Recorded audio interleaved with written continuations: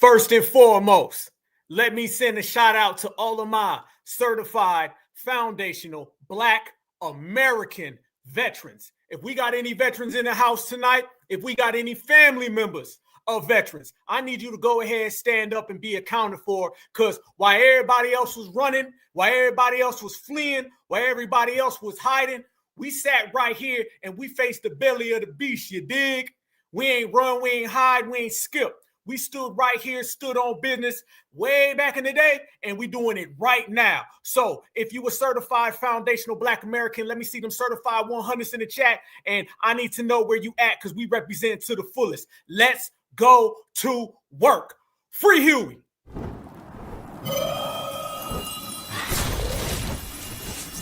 Black Alpha Network. Home of Black excellence. Power to the people.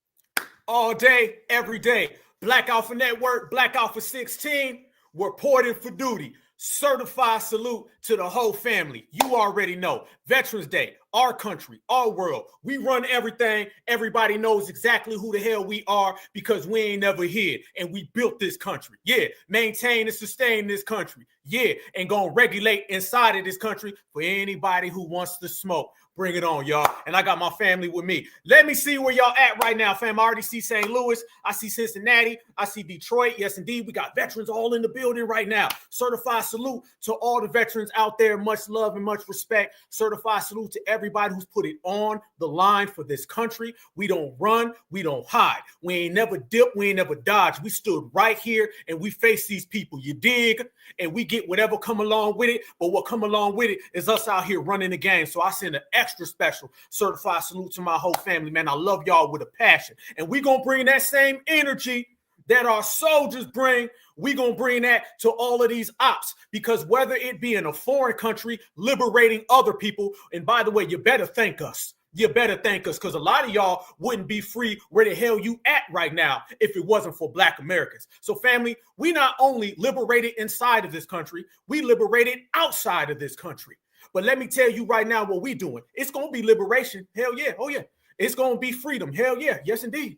But it's going to be liberation and freedom for foundational Black Americans, and anybody else, you better take a back seat. That's the type of time we on. That's the type of energy we bringing. And that's the type of way that foundational Black Americans create, y'all. You know what it is. I see y'all in the building, man. Much love and respect. My sister Denise, much love. I appreciate you. I appreciate everybody's service to this country, man. People don't understand, man. You know what I'm saying? If this is a renaissance, it's on the backs of all of the brothers and sisters who put it down. And let's go there, fam. They ain't going to give us our proper etiquette, so we going to. They ain't going to give us our proper shine, so we going to. Everybody say FBA, y'all arrogant, y'all conceited, y'all act like the main player. We ain't acting, okay? We really are the main player. But you know why? It's because back in the old days, they'd wait for praise for somebody else. You'll have a Veterans Day, a Memorial Day, and they wouldn't say shit about Black Americans. Well, guess what then? Then we going to say everything about us, and we going to say it so damn loud that you're going to have to hear it. The same way we told everybody that we built this country, and now they out here saying, well, Black Americans did build this country. Shit, I already knew. Let me tell you what you ain't did. Not a damn thing. You watch foundational Black Americans, but guess what? If they watching, they better get a front row seat because we putting on the show. That's how it is. Certified salute. Fam, we going all the way in. Man, there's a hell of a lot popping in these streets, y'all. And man, oh man, let me tell y'all, when they out here doing this right there, it's really this right here. Yeah, fam. Did the Democratic Party just tell us how they had this blue wave last week? Look like that done turned into some COON versus COON. And you know it's a COON when they lighten their skin. I'm just saying. So when we do the regulating, fam, and we do this certified energy, know this, y'all. We built this. Because guess what they saying, y'all? Look at that. Immigrants are the foundation. Ain't everybody want to say foundation nowadays? But they know there's only one foundation, and that's foundational Black Americans. Man, we about to regulate all of that.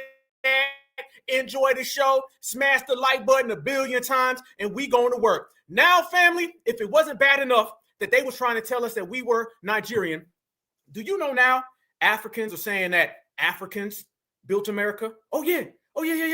Fam, you got Asians saying they built America. You got W saying the settlers built America. And now you got Africans. And ain't none of these people were here. Let me show y'all what these people are talking about.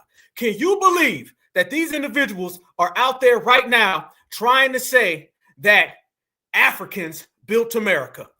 You can't make this up, fam, but you can damn show G-check it. Let's go. Immigrants have built this country. No, I know. No, and like anti-immigration goes way back. Not. Black it goes people way built back. this nation. Like even in the 1800s, 1900s, we was here. They always hated immigrants. They always blamed everything on immigrants.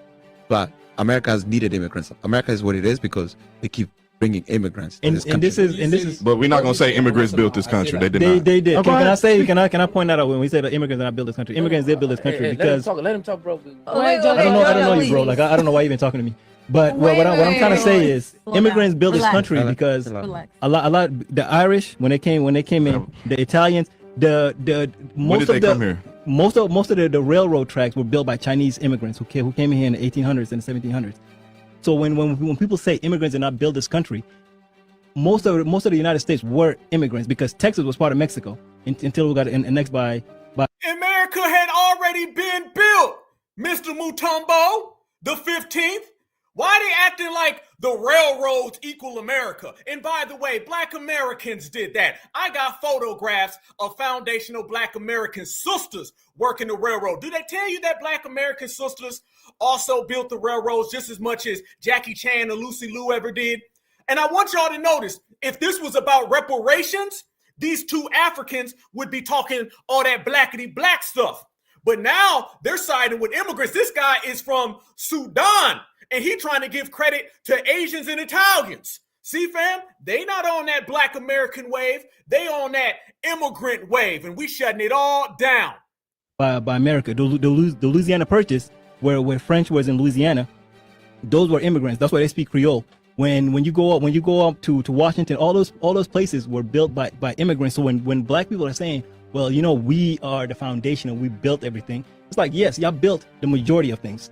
But you cannot, at the same point, then push out all those other immigrants who came in here and say that they're not important because this country was built as a collective. Immigrants played a part in building the country. It was built as a This country is what it is because no, hell no. Notice he said when you say you're the foundation, your foundation. Anytime they attack the term foundation or they attach the word foundation to whatever it is they're saying, that is them trying to send strays in our direction. They didn't have this problem before because we didn't have that flag waving. We weren't on that main player energy like I was just saying. Now we are, so they come in with all of that. Well, you can't say that you built it all. I mean, I built a third of it. Ain't no built a third or built a fourth. Either you built this country or you did not. And you didn't build this country, neither did any of these people, because they all came here with suitcases.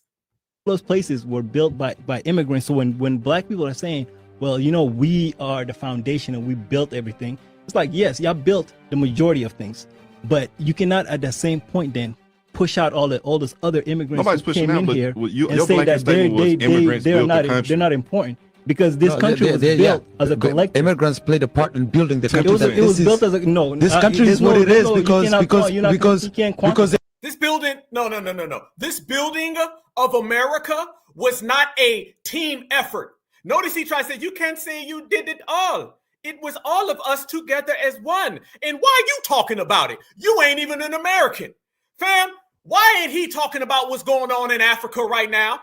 Why he ain't talking about all the wars and all the tribalism? Why in the hell are you talking about America from back in the day? He ain't even talking about America now. I'm tired of these Africans coming over here acting like they got master's degrees on what Black Americans have been doing. You don't know you Black. Remember, I don't know what is Black. I did not know I was Black until I got here. You don't know deodorant.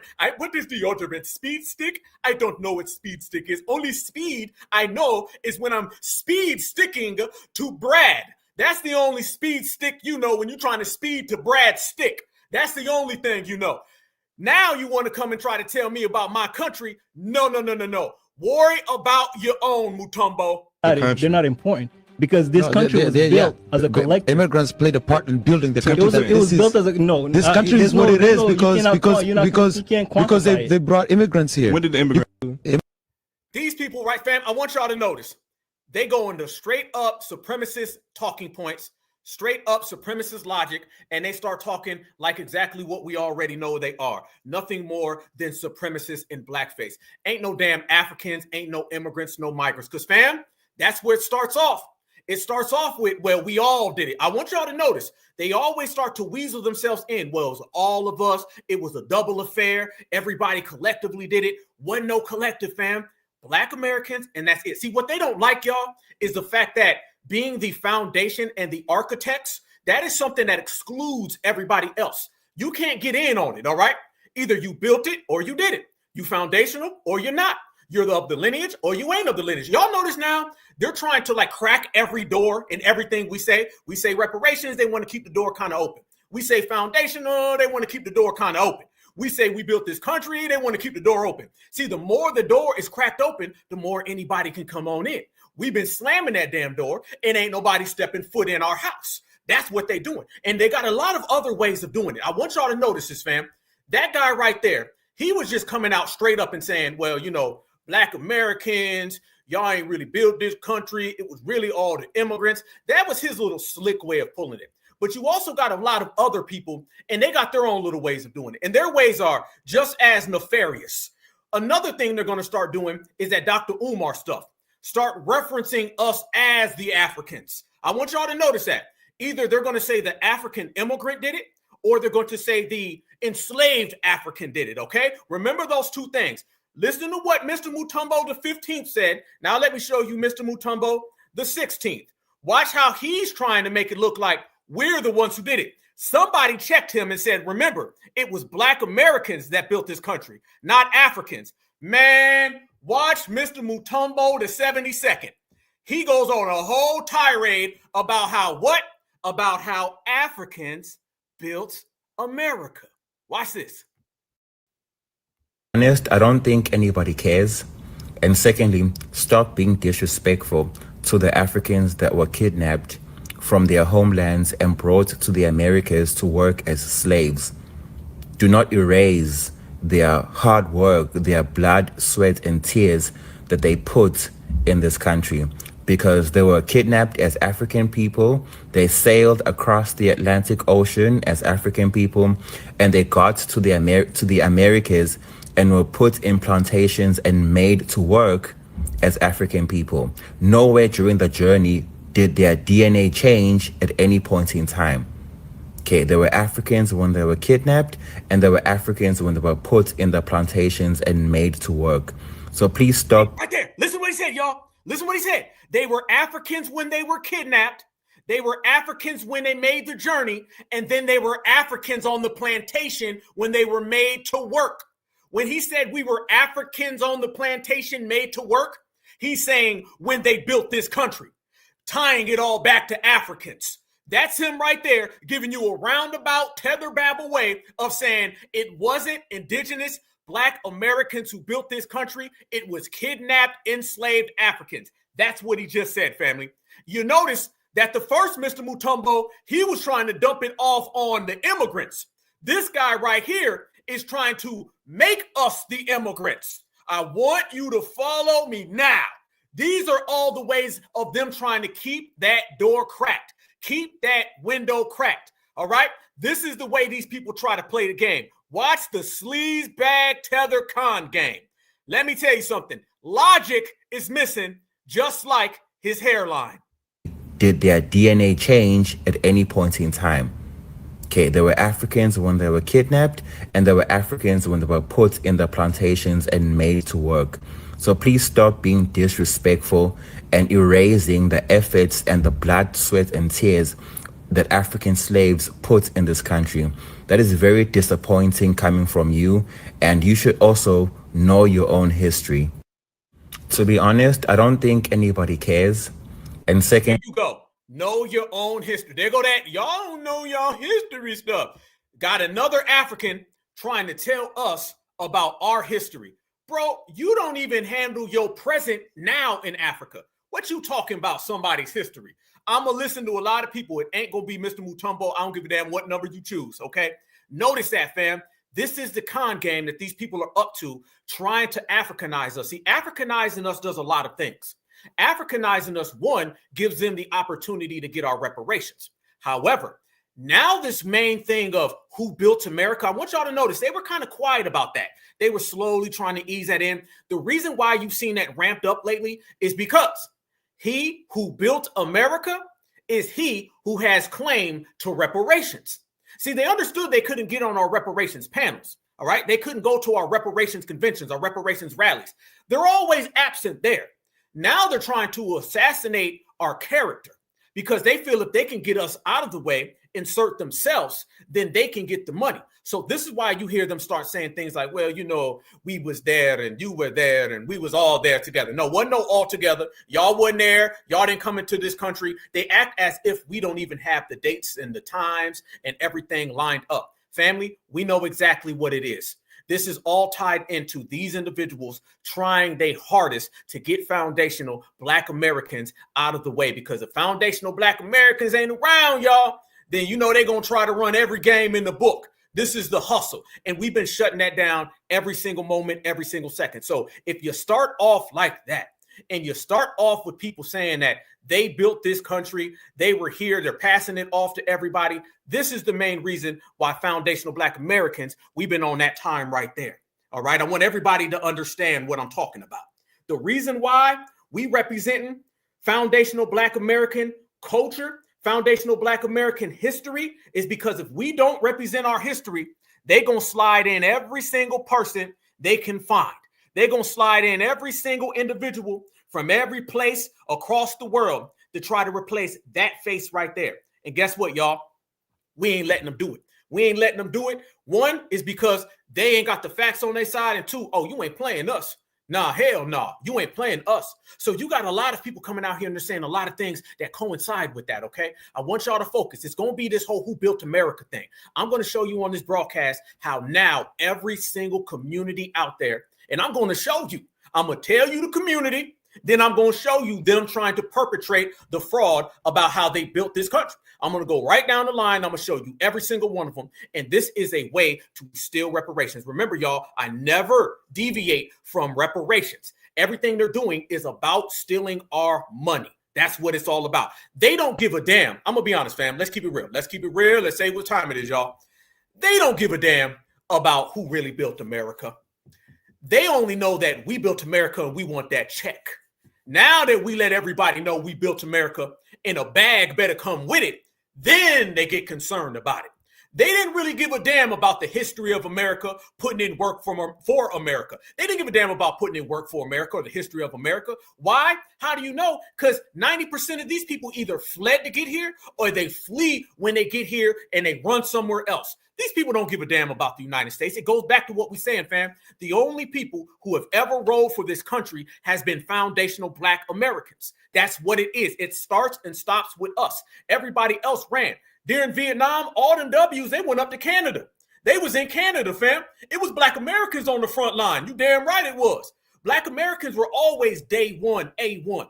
These people don't care about the United States of America. If something popped off right now, you'd be shocked how many MFers would run. And they're not all just immigrants. A lot of the Mayos would be gone. Look at all the presidents. They ain't never served nothing. Out of nowhere, they got bone spurs in their foot, got a hangnail. They can't go serve. Black Americans was always on the front line, putting it down.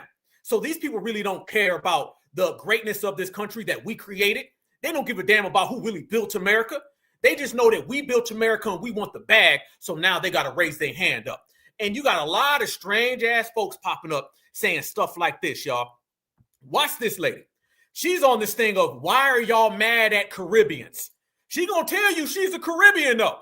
She's on this, Black Americans, if we could just come to the table, perhaps we can cut a deal and I can get your reparations. Fam, we started this regulating ish. And it's the MF and thanks we get. Watch this. Hi, this message is for foundational Black Americans. Those of you, I'm seeing a lot of these posts on TikTok.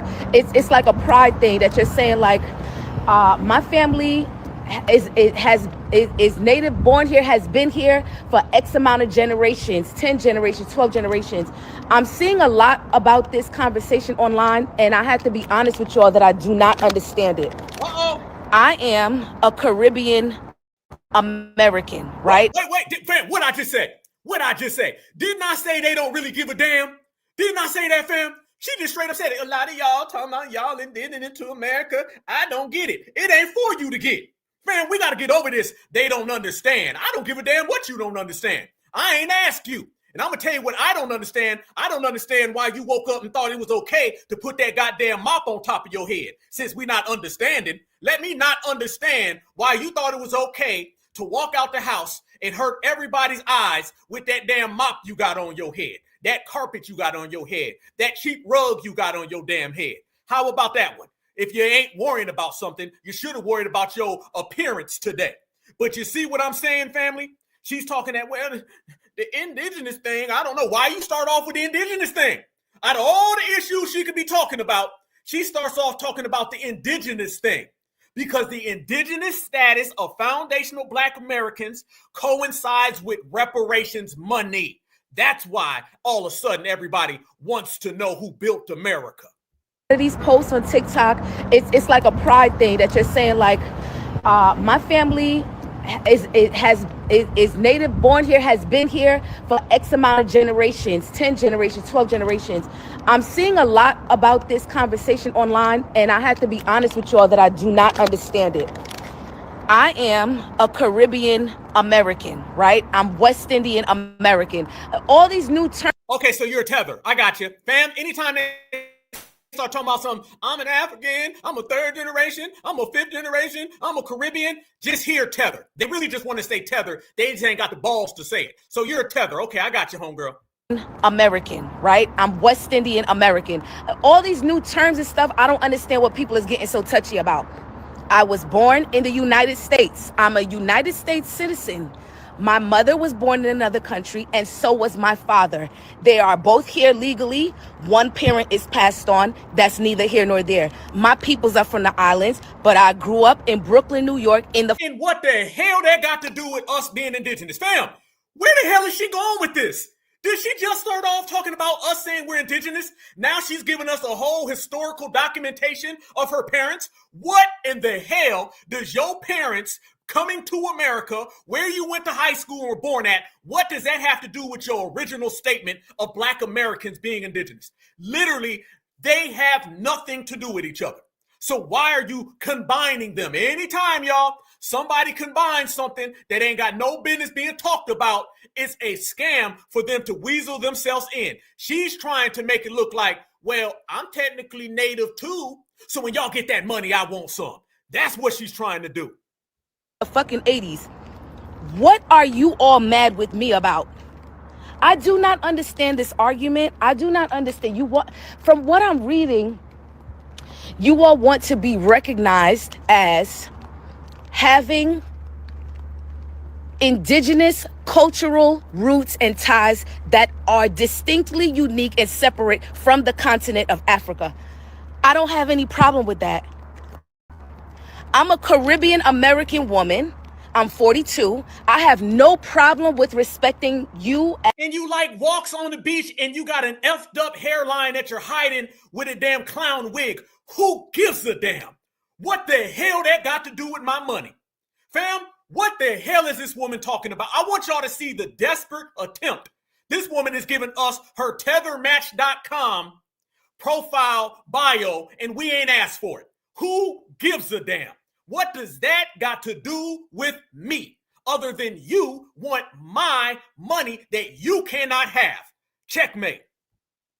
As respecting the fact that you don't want to be seen as African American because through research and new information, yada yada yada, you understand that your roots are indigenous American. I've read some people saying that they have some European ties, Native American, yada yada yada. But those of you're coming forward and you're saying, just because I'm brown does not mean that my racial tie is to the continent of Africa. I'm sorry, y'all. I'm sorry. I'm worked up right now. You dig? I'm trying to keep this thing about 80 miles an hour. I'm Black Alpha. Y'all know I was born with energy. It's hard for me to keep this under 150. All right. Y'all notice that when it came to us, it was yada, yada, yada. Did y'all notice that, family? I know y'all said that y'all was this way and yada, yada, yada. But when it comes to her giving us her background that don't nobody give a damn about, she goes into it verbatim. She breaks it all the way down. Why are you breaking down what we ain't asked for, but when it comes to us, it turned into yada, yada, yada? You see what I'm saying, fam? I don't know who the hell they think they playing with, because they ain't playing with us. Man, listen, it's Veterans Day. The FBA energy is strong in the house tonight. We got 1.4 thousand people in here in about 15 minutes. The regulating is full maximum. I don't know who, I don't know where, I don't know what, and I don't know when they thought this was going to fly when it comes to this generation. They call us the reparations generation for a reason. Mean we will repair this damn money and we will repair checking your ass on site. Foundational Black Americans, I don't have any issue with this. Why are you all so angry out there? I don't have a problem. Wait, I'm sorry. Is she bucking her nostrils? I seen somebody say she bucking her nostrils. You know, fam, when they start bucking them nostrils, that's a whole different level of tethering. She bucking her nostrils. Oh, there you go. Eye bucking and nostril bucking. Okay. And she talking about, why are you mad with me? I'm mad with you because you thought it was good to come outside in my country with that damn carpet on your head. That's why. Other than that, I don't give a damn about you. Go back to your island, homegirl. Black Americans, I don't have any issue with this. Why are you all so angry out there? I don't have a problem with that. I don't have a problem with that. I don't understand it. I don't understand why you all want to separate. And then I was trying to have this discussion on Threads, and FBA was coming back to me and was saying, like, you always separated yourself. You always, and I'm seeing in the comments, yeah, watch out for non-FBAs. Why? Why? What did I ever do to you? I'm telling you, I am so confused about this issue. I was born in 1983 at Kings County Hospital in Brooklyn, New York City. I'm a U.S. citizen. I need you to wrap it up. I need you to leave my country and take your nostrils with you. Okay? Again, who the hell asked for your resume? She's doing it again, y'all. Breaking it all the way into a resume that we ain't asked for. I don't care. You ain't getting the bag, homie. I kind of feel like I'm in the middle. I recognize and I know I'm West Indian. Culturally, I'm West Indian. We do certain things, certain ways. But I was born here. I went to school in Brooklyn. So I'm also Black. I'm also a Black American culturally, but I'm also a West Indian American culturally. So what is the problem? What is the problem, and what are you guys angry about? I'm not understanding. Can FBA please fill me in on what it is that's bothering you all so much? Good, fam. She asked for it. We got to give it. She wants us to fill her in, fam. Well, now we got 1.5 thousand brothers and sisters. So I think we're going to go ahead and fill you in on a lot of ways. First off, take that damn mop off your head. You embarrassing your people. Okay, I see why people want to colonize your homeland, because they feel if they can just colonize your homeland, they ain't gonna have to deal with that carpet that you call a wig on top of your head. Okay, and you're hiding your forehead, you're hiding your hairline, and I wish you was hiding them goddamn nostrils, because you're bucking your nostrils. That means you can't breathe. Okay, you flee but can't breathe. Goddamn, and you ain't getting our money. That's what it really is about, y'all. They want our money. And I noticed that she was trying to do a hell of a lot of posturing there. Okay, that's what she was doing. She was trying to make it look like I agree, but I don't. I could, but I would. I might, but I shouldn't. And then she tried to slide in, well, I was born in this hospital and all of this. And that means nothing. because you don't qualify for my reparations. And they don't like that right there, fam. The lack of qualifications that they do not have. They don't have the qualifications to speak reparations for us. And this is why they're running with this whole thing. And trust me, y'all, they're out there sending people to say these things. The Africanizing and the immigrant coding that they try to do with Black Americans, all of that is for a reason. That's all for a reason. And that reason, y'all, is simply because they want foundational Black Americans to go down the line of accepting immigrations. Okay, not even accepting immigrants. They want us to accept immigration as a aspect of our history. It's not an aspect of our history. That's just what it is. Okay, we're not going to run around here and accept Africanizing. We're not going to accept being migrants or immigrants because none of that applies to us. Fam, you got to understand. Black Americans, foundational Black Americans, are just foundational Black Americans. We ain't Africans. We ain't Caribbeans. We ain't diasporians. We damn sure ain't migrants, and we damn sure ain't immigrants. This whole play to try to get us to put on that jacket is being rejected at every single corner. So therefore, they don't know where to go from there. They don't know where to go. But I told y'all we're going to be extra thorough today because I got my riders with me right here, right? Certified Honey. Let me show y'all this right now. I already showed you. Mr. Mutombo number 1. What did he do? He used the tactic of trying to make it look like Immigrants Built America. Mr. Mutombo number 2, he used the tactic of saying, well, technically, Black Americans are Africans. And I say, technically, he can shut the hell up, all right? Figuratively, literally, yes. And then on top of that, this woman comes in and she tries to say, well, y'all don't know, but I was born here. So she's trying to use up, I'm Black American by proxy. There ain't no Black American by proxy. There ain't no Black American by community next to us down the street. Either you are or you not, and your ass ain't. Now let me show y'all another tactic. This is 4 tactics, y'all, in about 30 minutes. We cooking right now. The other one is to basically just come out and say, well, Black Americans and immigrants, aren't they the same thing? Yeah. Watch this. And this is another tether, by the way. This individual's tactic is going to be the tactic of, well, Black Americans and immigrants, they kind of got a shared experience. Well, you know, since foundational Black Americans, we never ran, we never hid. We're in our homeland, century upon century upon century. Remember, y'all, we ain't been here for just decades. We've been here for centuries. So that right there completely wipes it out. Immigrants are over there. Foundational Black Americans are right here. And I'm cool as hell to say they can get the hell out of our way. Watch this one though, fam. This is the Immigrants Built America. And watch how we go to work. Watch this, y'all. It doesn't just have to be fashionable. You can wear shirts that remind people things. And this shirt reminds people that America was built by immigrants. What's it say? America what? America what? Was built by immigrants. Immigrants built this country. Not the rich, not the powerful, and definitely not the people yelling at the border. Immigrants did the work. You scream, come here legally. But let's tell the truth. The ones who built this country didn't come here legally. They were dragged here in chains. What? They were brought in to do the labor nobody else wanted. What? Whoa. What, homeboy? Hell no. Or should I say home girl or home it or home? You probably ain't got no type of masculinity. What did he just say? Did he just say that we were dragged here in chains as immigrants? Did he just say that we were immigrants who came here as slaves? Did he just say the slaves came here as migrants? Y'all listen to this. Tell me y'all caught that. You think you're slick, don't you, partner? But let's tell the truth. The ones who built this country didn't come here legally. They were dragged here in chains. They were brought in to do the labor nobody else wanted to do. They were exploited, discarded, and erased from the history books. Black people were kidnapped and enslaved. Chinese workers built the railroads and then were banned from even entering. Latino immigrants have worked our farms, cleaned our homes, raised our kids, all while being called illegal.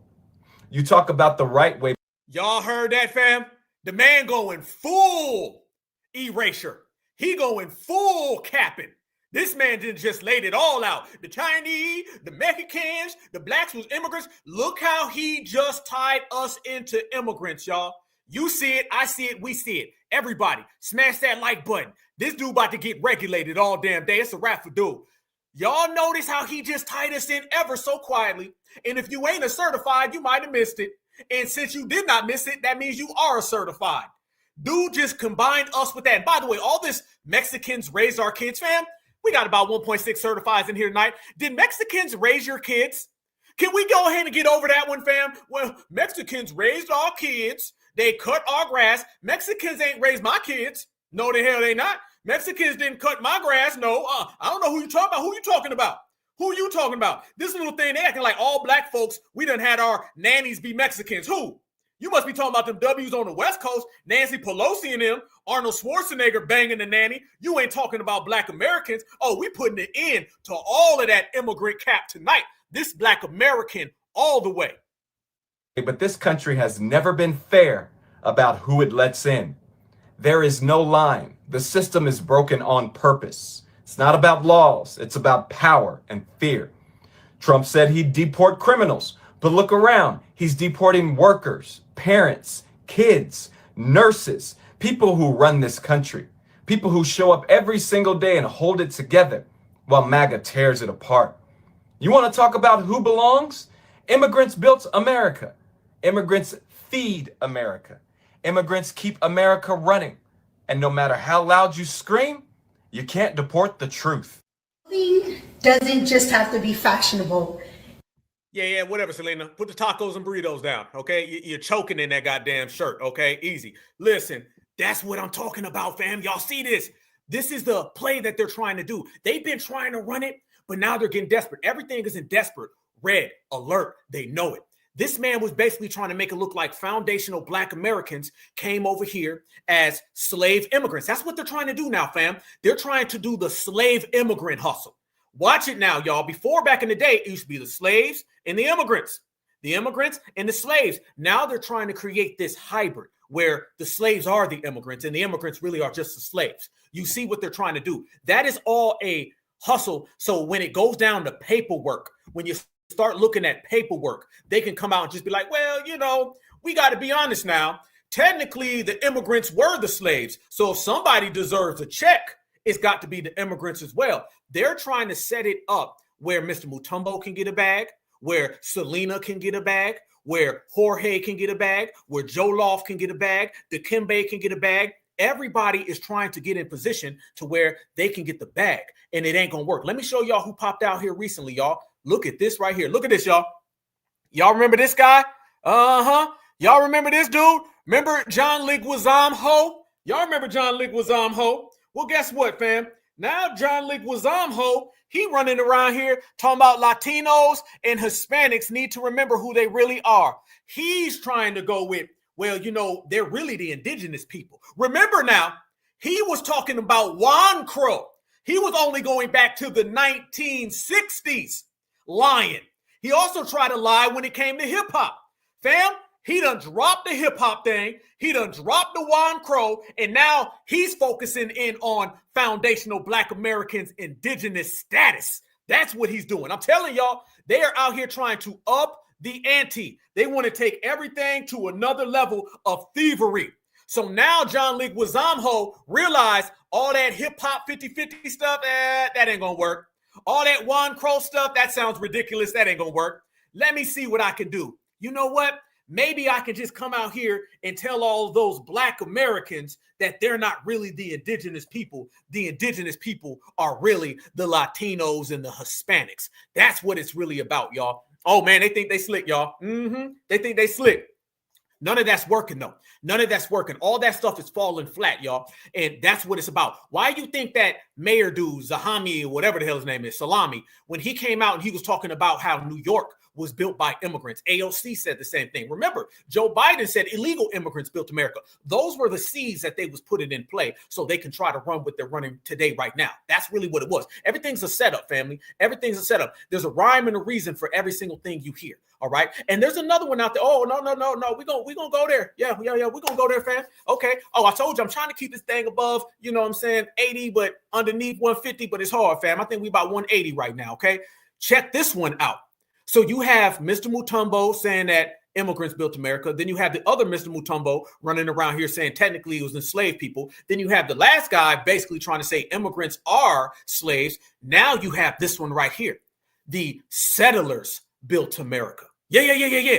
That's the new hustle, fam, is settlers built America. And you got a lot of people from the Mayo and the Miracle Whip. They're coming out here and they're saying, well, technically, it wasn't Black Americans. It was the settlers. Now, out of nowhere, y'all, as we increase the term foundational and indigenous, you're starting to hear the term settler a lot more. Settlers kind of coming into the lexicon. White folks have seen now that being foundational Black American empowers us. So they want to have their own carbon copy. All right. Settler is the Mayo community's carbon copy of the term foundational. That's really what it is. OK, they know when we say foundational Black American, what comes along with that is found, as in we found this country, foundational, meaning we're the architect, foundational, meaning day one. All of those things empower us. So now what they're trying to do is say, well, technically, I'm a settler and I settled here. And let me tell you what we already know. OK, let's make this clear, fam. All of that stuff about the slaves coming over here and building America. Let me ask y'all a question, because I think y'all gonna rock with me, fam. And I don't know if anybody's ever said this, and y'all know I make a history, a life of saying things people ain't said, but I'm gonna say it. When they talk about who built America, right? When they talk about who built the United States of America, I hope everybody knows Black Americans, we ain't just talking about 1776. No.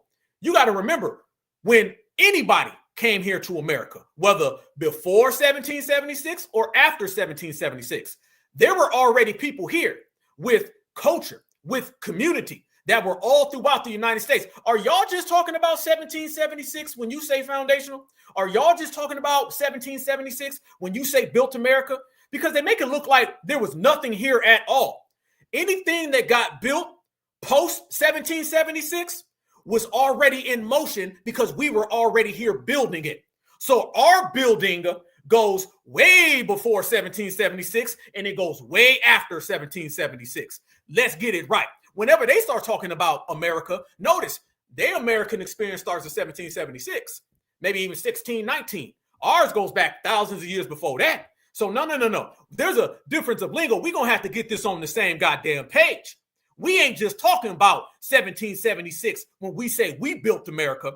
When we say we built America, we talking about all the thousands of years before anybody got here and all the hundreds of years after their asses got here. Big damn difference. So when you show this right here, and they got more vampires coming out, watch this vampire. This guy comes out and he says, well, my website shows everyone that technically these settlers. I don't even think this guy is even a white American. He might be from the Ukraine or somewhere. But watch how he keeps trying to push the settler. Settler is the Mayo version of foundational. And remember, settled mean you got somewhere where people were already at. Settled means you came when somebody else was already here. Settled means someone else had already laid the foundation and then your ass showed up. Watch this one, y'all.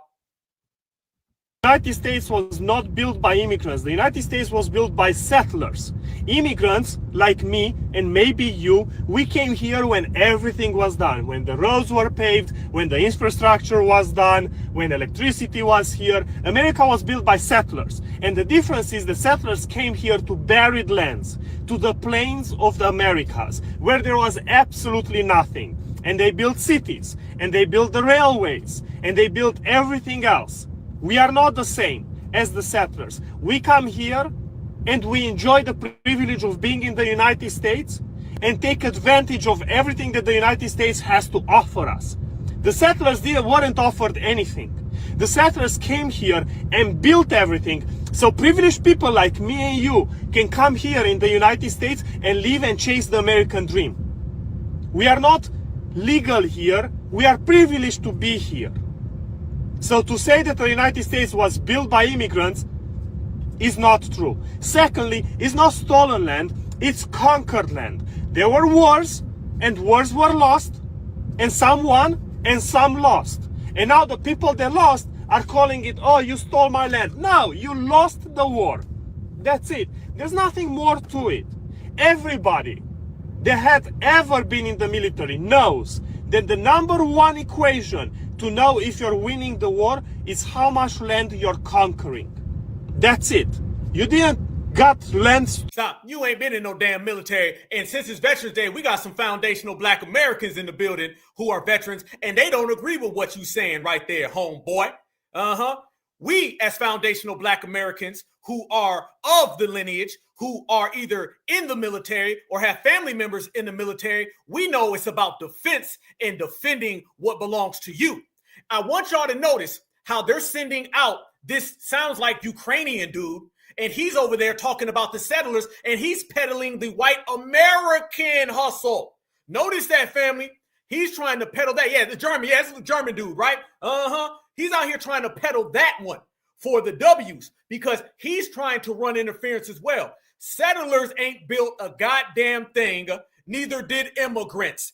All answers will go back to foundational Black Americans. I don't give a damn if you say it in German, if you say it in Latino, if you say it in Swahili. It's going back to us. Stolen. The land was conquered because some people lost the war. And also, let's not forget the treaty between Texas and Mexico. So if you're an American, you should know that because it's part of your country's history. No, honey. United. Man, boy, boy, they cold. Get your own stuff. Get your own. Why are you trying to run with mine? Get your own, dog. You see what I'm saying, fam? Look how quick, man, we out the gate right now. Look how out the gate already. So many different people from so many different backgrounds all peddling the same lie about foundational Black Americans, fam. He was trying to talk about the Latinos and all these other people, fam. It ain't got nothing to do with none of them. It's all about us. We're the ones who created foundational Black America. We're the ones who created every single brick. We put it in place. We're the architects. We're the ones above everybody, whether they like it or not. They just gonna have to accept it. And family, I want y'all to notice one thing, though. Let me tell y'all something, right? Y'all notice how whenever they come over, yeah, Dracula in the building, right? Yeah, he's came through that. Or, yeah, your ass came from Transylvania. That's where the hell you came from. But I want y'all to notice how the Mayo immigrant, he comes out and he's trying to help out the Mayo American. He's on the same page with the Mayo American. And I want y'all to notice how the Africans come over here and they work for the Mayo American against us. Notice how that Mayo foreigner got on code with those Mayo Americans. But notice how the melanated other person, African, they come over here and they go against us. What's the first thing they always say, fam? They be like, man, white folks, they don't be going in on they foreigners because white foreigners come over here and get on code with other white people. People who come over here who are from African descent or from Jamaican descent or Haiti descent, they come over here and they go against us and they side with the Mayos. Look at this right here. This dude is 100% African right here. And I'm going to tell y'all, this is why foundational Black Americans delineate. The same exact way you seen the vampire guy from Transylvania getting on code with the American settlers. I want y'all to see how the damn African, he coming over here getting on code with the Mayo settlers. Yeah. So it don't matter whether you from Transylvania or you from Africa. You come over here to America and you get on team supremacy to go against us. Watch this, family. With allies who are trying to pretend to be down, you're going to see what it really is. Watch this African guy. You think that he would come out here and start talking about Black Americans? No. He starts saying that America was built by settlers too. So it shows you the Africans be getting on code with that lie. Watch. This country was not built by immigrants. This country was built by settlers who came here and built this country from nothing. The wealth of this country was built by enslaved Black people. Well, Black people weren't immigrants, and the wealth of this country was not built by slaves. That's the honest reality. What? They did produce a lot of wealth for America, but all the northern states didn't have slaves. In fact, at the peak of slavery... Look at fam, he came out the gate with some Miracle Whip in his mouth. He came out the gate, didn't he? Did he just say that the wealth in America was not built by Black Americans? Look, I'm telling y'all, this is why we delineate. This is why we delineate. The Mayos, they got foreigners who are on their side, and they got the damn melanated people on their damn side. So even the Africans come over here and they get down with Team Mayo. This is what we're talking about. A lot of wealth for America, but all the northern states didn't have slaves. In fact, at the peak of slavery, only 3% of Americans owned slaves. Now, 25% of people owned slaves in the South. There was a civil war fought in order to free these slaves. Now, I do concede to the fact that Black Americans did build the South. But once again, they're not immigrants, they're Americans. The railroads are built by Asian immigrants. Yeah, America's really known for its advanced railway networks. It really does not matter at all. And even those Asians, you don't descend from them, most likely, and so do most Asians in America. Like, it's like me taking claim for what Black Americans built in America. I don't descend from those people at all, actually. So it's like you claiming that is just funny. Every time the U.S. went to war, it imported Mexican immigrants to help win the fight. Now, the whole point of this video, the original creator's point, is that when we say America is a nation of immigrants, it's basically saying that the people who came here were coming to an already developed country. That is not the case. America is already developed. If you're an immigrant post-1960, you didn't build shit. Can we be real here? You came to an already developed country. If you did come here before 1960, especially in the 1880s, you really were coming to a land that was not developed at all. And I think that's the point, and a lot of you guys just want to say white people didn't build this country. They did build it. They wrote the Constitution. This was a white country. Now it's not. All of our laws, all of the inventions, such as the light bulb and the automobile and all these other things that developed here in the United States would not be a thing if it wasn't for these evil colonizers. And you wouldn't be living in this country. Did he just say the light bulb and the automobile were invented by white people? Did he just say that white folks invented everything in America? Everybody knows that all of the inventions are foundational Black Americans. Everybody knows we are the innovators to everything that this country has ever had. He just sat there and said slavery did not produce wealth and white folks made all the inventions. Family, everybody knows that ain't the case. And what he's doing is he is pushing the settler. This is what I'm saying, fam. They will go get an African to push the settler logic that does not exist into reality. Absolutely. Absolutely. I see y'all in the chat. Yeah, fam, he just giving it to people. He's like, well, technically, the settler did it. The settler did it. Everybody knows what it is. All right? W's never invented anything but the patent office because they stole everybody's ideas. You know what it is, Mr. Mutombo. All of our laws, all of the inventions, such as the light bulb and the automobile and all these other things that developed here in the United States would not be a thing if it wasn't for these evil colonizers, and you wouldn't be living in this country at such a high standard of living if it wasn't for those people. So I have no resentment towards the white or Black Americans who built this country. Obviously, nobody has resentment towards the Black people for other political reasons, but you're not. Once again, you're not in the same category as those people, and neither. There you go, y'all. There you go. I want y'all to notice he was trying to sprinkle in Black folks just enough to get what we got, but he was really pushing that W right there. You see what I'm saying? So right there, fam, that shows you all of the different tactics of these people trying to make it look like they built America. You ain't built no damn America at all. America was built by foundational Black Americans. America, the landmass, was found by foundational Black Americans. That's why fount is in the damn name. So I want y'all to see the way they try to hustle and try to scam around what reality really is, man. You can't run from reality. Reality, just like FBA, will walk your ass down. Walk your ass down. You can't run at all, Mr. Mutombo. You better get it right. Talking about the W's invented that. And also, I want you to notice how he said, very, very cautiously, I don't know if y'all caught it. He said the way of life, the comfort of life was given to him by the W's. Y'all see what I'm talking about? You see what we be saying, fam? They view the dominant society as the people who feed them. He's talking about mommy and daddy who fed them. That's what this is really about, y'all. That's really what he said. He threw that in there. You know what it was? He threw that in there. He had to be like, well, because people get fed out here and they be out here feeding us.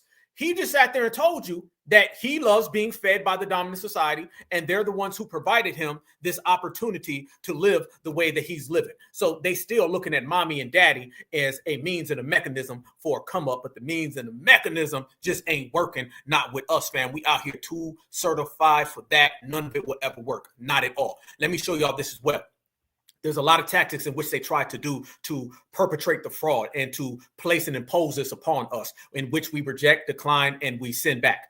Another one they've been doing, y'all, is consistently trying to use this thing about immigration and slaves. This is why when I say we cripple all political parties, we cripple their asses, because these are the main ones out here trying to run with that. Look at this right here, fam. Look at this. This dude out here, who's another one. Watch this right here, family. Illinois Democrat gets heated over use of term illegal alien. I want y'all to catch this type of fraudulent energy that these people are always trying to put on Black Americans. We are reclaiming everything, and it starts with this. Watch. Telling you, I don't believe anyone is an illegal alien. That's a terrible term to use about anyone. It's illegal. It's a legal term. It's not a legal term. They used to call Black people slaves legally, and it was wrong. Let's stop dehumanizing people. Let's start treating people right. Nah, bruh. Nah. Y'all gonna have to quit bringing up slaves and immigrants in the same sense. I'm tired of seeing these people take what foundational Black Americans have been through and always combining it with somebody else. You don't never combine all that damn money that you give them damn immigrants to Black Americans. I ain't seen none of y'all sit there on that floor when you passing bill after bill, policy after policy for immigrants. You ain't never said, well, Black Americans can get some of this too. How about Black Americans get some of them resources? How about Black Americans get some of that money? Notice, y'all, they don't ever combine Black Americans with any damn thing that the immigrants get. But soon as they got an issue, they're always combining immigrants with slaves. Don't talk about my history and somebody else's history that ain't the same, partner. Used to call Black people slaves legally, and it was wrong. Let's stop dehumanizing people. Let's start treating people right.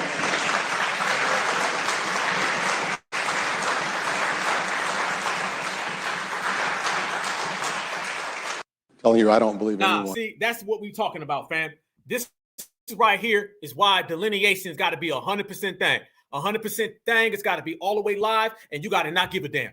It's always that, fam. Notice. Wait. Hold up. Wait a minute. Let's go there, y'all. Notice he didn't say that about the settlers. Remember, we just sat there and showed all these videos with everybody talking about how the settlers were the original people. The settlers built America. Well, how come whenever the Democrats are in a jam, they don't compare immigrants to settlers? How come the immigrants are always compared to the foundationals? You always want to compare their history to our history. You want to talk about Juan Crow, civil rights. You want to talk about settlers, foundationals. You always want to talk about their history tied into ours. How come you don't tie their history into white people? How about that? How about right now, they tie in illegal immigrants' history to white people? You can do it. Don't mention foundational, say settlers.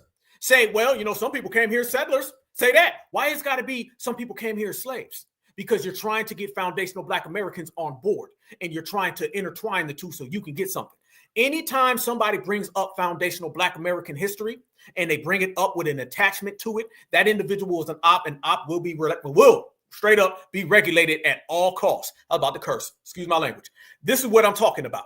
These individuals are always out here trying to perpetrate a fraud, but notice the fraud always stops when you call them out why they don't go the extra mile for somebody else, why they don't go the extra mile and getting called out, G-checked and regulated. This is the difference between foundationals and everybody else. For now, what I'm saying is this. Don't compare illegal immigrants to foundational Black Americans. Compare illegal immigrants to the settlers who came here. Yep. How about that? How about Ellis Island and Tijuana? All right, but don't be talking about FBA. See, what they don't like, fam, is by being indigenous, foundational Black American, they can't dump all of those falsehoods of slavery on us. All right, we understand what occurred with slavery, but the weapons in which they have used slavery against us, they can't really do that when you say you're indigenous. They can't hit you with the colonized mentality when you say you're indigenous. They can't make it look like they showed up and you weren't doing anything when you say you're indigenous. They run from foundational Black Americans' indigenous status. They don't like that, fam. This is why they send out everybody every which way to try to run this game on us. And by us regulating, gatekeeping, and holding down the fort, pushing the line, we don't put it into all of that. So right now, there's nothing for these individuals to do or nothing for them to say that's going to penetrate this foundational Black American compound. We calling out all the hypocrisies, all the bigotry, all the lies, all the flip-flopping. It just doesn't exist. If there was a war for narratives, we winning right now. We're winning, fam. They're changing their stories. Our stories aren't changing. Our stories now are being brought to light based on this generation. So we've created a way different wave, y'all. The wave is completely different, and we holding it down thoroughly. And when we tell people we holding it down thoroughly, let me rewind time, because I want to go ahead and address some people that was popping off about foundational Black Americans about a week ago. Y'all remember when the hurricane came and all of the Jamaicans were running around here and they were talking about how Black Americans need to leave. Black Americans need to get away from Jamaica. Don't come back, Black Americans. Okay, let me give you a Black Alpha update, because a lot of people break stories and then they just disappear and then they never come back. Let me go ahead and give y'all an update on what's going on in Jamaica, okay? Rewind yourself to just a week ago, 2 weeks ago, the hurricane that came. They was popping all that talk about foundational Black Americans is rude and we need to leave, okay? All right. Well, Black Alpha, I never forget. I know some names, some dates, and some faces. So I'm going to put some names, some dates, and some faces on the table, and we're going to expose people. Y'all know, fam, the same exact influencers or want to be influencers that were running around here telling Black Americans how we were so bad and we need to leave Jamaica. Let me show y'all how they're right now in Jamaica saying, come on, Chinese, come back. Chinese don't go. Oh, yeah, we're going to do an update. Yeah. Remember they had the cake soap all over. They had cake soap lipstick, and they was telling us that we need to leave Jamaica. Soon as they got done filming them janky-ass TikTok videos telling us to leave Jamaica, they start making new TikTok videos and telling the Chinese to come over there and save them. They wanted Black Americans out the way, but they wanted Jackie Chan to save the day. Look at this, y'all. Remember this person right here? Remember this individual? Oh, she was popping. She was talking reckless. I stand out there. I said what I said. I know what it is. I want y'all to see this. This right here was on the 29th of October. Watch this. I'm going to slide into the next video and notice she done started singing a whole different tune because they calling for their Chinese mommy and daddy to come save them. Watch. Ariana, I said what I said. You and your friends who do not know how to behave, do not come back. And for the tourists that actually are bearing with us and are being empathetic and sympathetic towards us, we thank you. We're not going to let the bad ones overshadow the good. Thank you for your support through the years. I hope you all get home safe, and I hope to see you guys again soon. Ariana, you and your friend them, no blood clot, come back, you deaf? I'm going to say a few things, and a lot of persons may not agree with me, but at the end of the day... Whoa. Look at the energy change, y'all. This right here was from 5 days ago. Look at this, y'all. We need to give Chinese contractors the money to build houses in Jamaica. Wait a minute. What happened to all the bumper clot was going to get the Black Americans, and you need to leave, man. We need to leave your beaches. We need to leave your restaurants and your curry chicken. What happened to all of that? What happened to that attitude in your tone? Your inflection done changed. Now you coming across all's innocence, but you ain't now, are you? Family, this is why we delineate. I'm going to say a few things, and a lot of persons may not agree with me, but at the end of the day, people need help. We need a lot of houses, and we need a lot of houses fast. There's only one set of people that's capable of delivering houses that fast. There's only one set of people that can drop 500 houses in 1 month, and that is the Chinese. We have to give the money to the Chinese. We have to give the money to the Chinese, and that is the Chinese. We have to give the money to the Chinese and let them build. In return for those contracts being handed out to them, we can broker a deal with them to say, hey, we need 5 state-of-the-art hospitals built if we're going to give you this. So we're going to give you X amount of money for you to build X amount of houses for people. And in return, you give us some hospitals, you repair the schools for us. Local contractors, time and time again, have proven that you are not trustworthy. And there's a lot of projects probably going on right now in Jamaica that's been going on for 5, 6, 7 years that have not been completed because you guys are not trustworthy. So we have no faith in you. And right now the people need somewhere to live. So do the right thing. Give the money to the Chinese. Give the money to the Chinese. Give the money to the Chinese. Let them build it. We will make it back. The money gone, but we are going to make it back. There you go. There you go, family. Man, hey, all we do is regulate, baby. That's all we do. That's all we do. Oh, this is why foundational Black Americans was checking your ass. This is why foundational Black Americans was putting that game down and letting y'all know, you don't intimidate us. We don't want to go to your janky ass country. It is what it is. We don't give a damn. See, I know about your colonized mentality. I know that you love every single colonizer who shows up. I know that you are quick to turn on anybody with a little bit of melanin for folks with a little bit of mayo. I understand what it is. Yeah. Now, look, family, you don't see any retractions coming from them now, do you? You don't see that.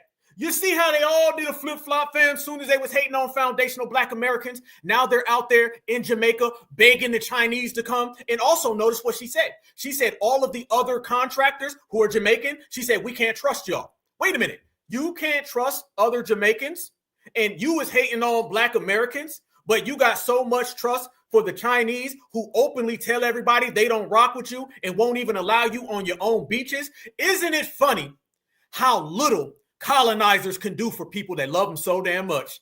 Fam, I'm going to tell you like this, fam. I'm going to let it be real. I'm going to keep it all the way certified. Foundational Black Americans, we know how it go.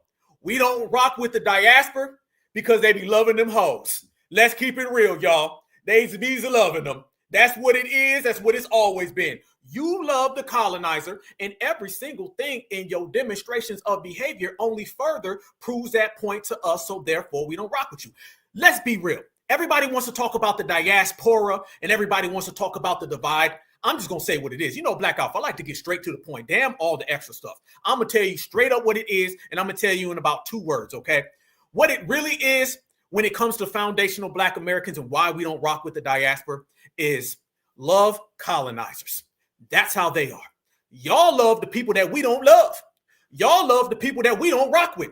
Y'all want to be buddy, kiki, and ha-ha with the people that we've been resisting. If you want to ever know the divide ain't got nothing to do with anything other than you love them folks and we don't. The divide is that y'all will sell anybody out to be next to these people. Foundational Black Americans ain't on that time. We have a culture. Remember, y'all, we have a culture of resistance. We have a culture of standing on business. We have a culture of being amongst ourselves. They got a culture of hating themselves. Fam, somebody who loves thyself versus someone who hates themselves, you're never going to be on the same page. You're never going to be on the same time. Somebody who loves their homeland, loves what they created, doesn't run from what they created, that'll never be somebody on the same page with someone who can't get further away from their family, can't get further away from their village. All of them right now would board the nearest flight to get the hell out of where they're from. We live in a place where everybody wants to board flights and come to where we're from. So you see the difference? It ain't got nothing to do with your janky ass TikTok videos, your lack of deodorant. Well, maybe a little bit, because foundational Black Americans, we smell your ass before you get off that plane. But maybe it's a little bit of the deodorant that you don't use, your lack thereof. But it's mostly the fact that you love the colonizer and we stand up, stand on business, and we fight back. You're never going to see a team with a fighter and a coward. Fam, I've never in my life seen a coward and a fighter holding hands on the same team. That just ain't how it works, fam. We ain't built like that. It ain't in our DNA. It's certified over here. So you see, fam, as soon as foundational Black Americans said, okay, that's it, y'all on your own, peace out. Because let me tell you what they really thought, y'all. They really thought that we were going to like beg to go to Jamaica. Can we be honest, y'all? Can we keep it real? Can we really keep it real? They thought we was going to argue with them and say, can we come to Jamaica? Can we go to Africa? Y'all notice that, right? This was really them thinking that they were going to like kick us out of a place. And we were like, we don't give a damn. Matter of fact, you're only talking to a few tourists who even go over there because your average foundational Black American, we ain't got to go to no damn Jamaica. Listen, I'll go right here to Seaport, Savannah. I'll go right on down to Florida. And if I want other tropics, I'll go to the West Coast. We got tropics right here. We don't need to go to your homeland where you don't own nothing. Get it right. So they thought we was going to like beg them. And then they found out, they were like, damn, Black Americans really didn't care. I told Black Americans don't come back. And Black Americans said, hell, I ain't coming in the first place. They didn't really like that. They thought that they had something on us. And then they found out how little we really give a damn. And when foundational Black Americans don't give a damn, what's the next thing they do, family? They start going into things basically saying, Chinese come here. That's really what it is. Notice how fast, y'all. Soon as, let me tell you something. The damn hurricane is still out there in the ocean. I'm not lying. The hurricane is past Jamaica, but that damn hurricane is still floating around. The hurricane ain't even all the way gone yet, and they already begging the Chinese to come over there. The hurricane is still spinning. and they over there begging the Chinese to come help them rebuild. Think about that, y'all. They want the Chinese to come help them rebuild. That's what it always is with these individuals. So, nah. FBA, we ain't on that. FBA, standing on business. That's the way we operate. That's the way we move. Fam, it's a whole game, and we're out here putting all the ops on the table. Don't matter who, okay? An op is an op, and an op will get checked. That's just how we get out. Let me show y'all something else as well as we proceed. Look at this, fam. This is what I be meaning when these people. Boy, they out there scared, though. They scared because delineation and deportation showed up, and it's got all of them shook. Remember, y'all, this time a year ago, they was calling us up saying, hi, yeah, nigga. Yeah, let's see here. When Kamala Harris wins, you niggas are going to have to deal with me. And then Donald Trump won, and they was on the line saying, well, Black Americans, please save us. And we said, nope, I wasn't going to save you with or without Trump. It didn't matter. But let me tell you what you're doing now. Now you got a lot of these folks, fam, and they out there trying to flee, and they trying to run. Immigrant preachers self-deporting. Watch this, fam. Visas are impacting the church. Thousands of church leaders in this country are foreign born. And when it comes to visa renewal for religious workers, it's backed up for years. So you have pastors and religious leaders self-deporting. Take Albert. Albert is out of Texas. He was born in Brazil. His wife was born in Germany, and they had a kid in America. They just self-deported. Listen to this. At First Baptist Church in Gordon, Texas. He's usually the one praying for his flock. But on this day, the church members are praying for him. Brazilian-born Oliveira is in the U.S. on a special religious worker visa that is about to expire. Despite years of work and more than $30,000 in fees to navigate the immigration system, he's still waiting for a green card that would allow him to stay in the U.S. longer. A green card. Oliveira, his German-born wife Caroline, and his 3-year-old American-born son Elliot made the difficult decision to self-deport back to Brazil to avoid breaking the law. You can't really make plans. Damn, you got to self-deport and get the hell out of my country, eh? You got to leave, eh? You got to flee, huh? Damn. Hey, it is what it is. We try to tell you. We try to warn you. Now you got to go. You got to go, man. You know what I'm saying? It is what it is. It is what it is. But that ain't just the only case, fam. That ain't the only case of these people running and hopping and skipping and jumping and all of the above. That just lets you know how a few of them are out here moving. But notice, y'all, no matter what goes down, no matter what they say, they still are out here begging. Fam, it's been what? It's been a year since Donald Trump's been president. These people are still getting snatched up, still getting sent home, still getting bagged, but yet they still are out here trying to get foundational Black Americans to help and to assist them. It ain't going down like that. Foundational Black Americans, we ain't helping the soul. Foundational Black Americans are doing our own thing. Everybody is getting a taste of their own medicine. The world is in shambles right now when they can't get foundational Black Americans to do what they want us to do. We're doing what we feel like. Absolutely. Yeah, we say good riddance, good, gone. And all of them are getting kicked out. There's a hell of a lot of people. Fam, I want you to remember, it's the TOCs, the tethers of color.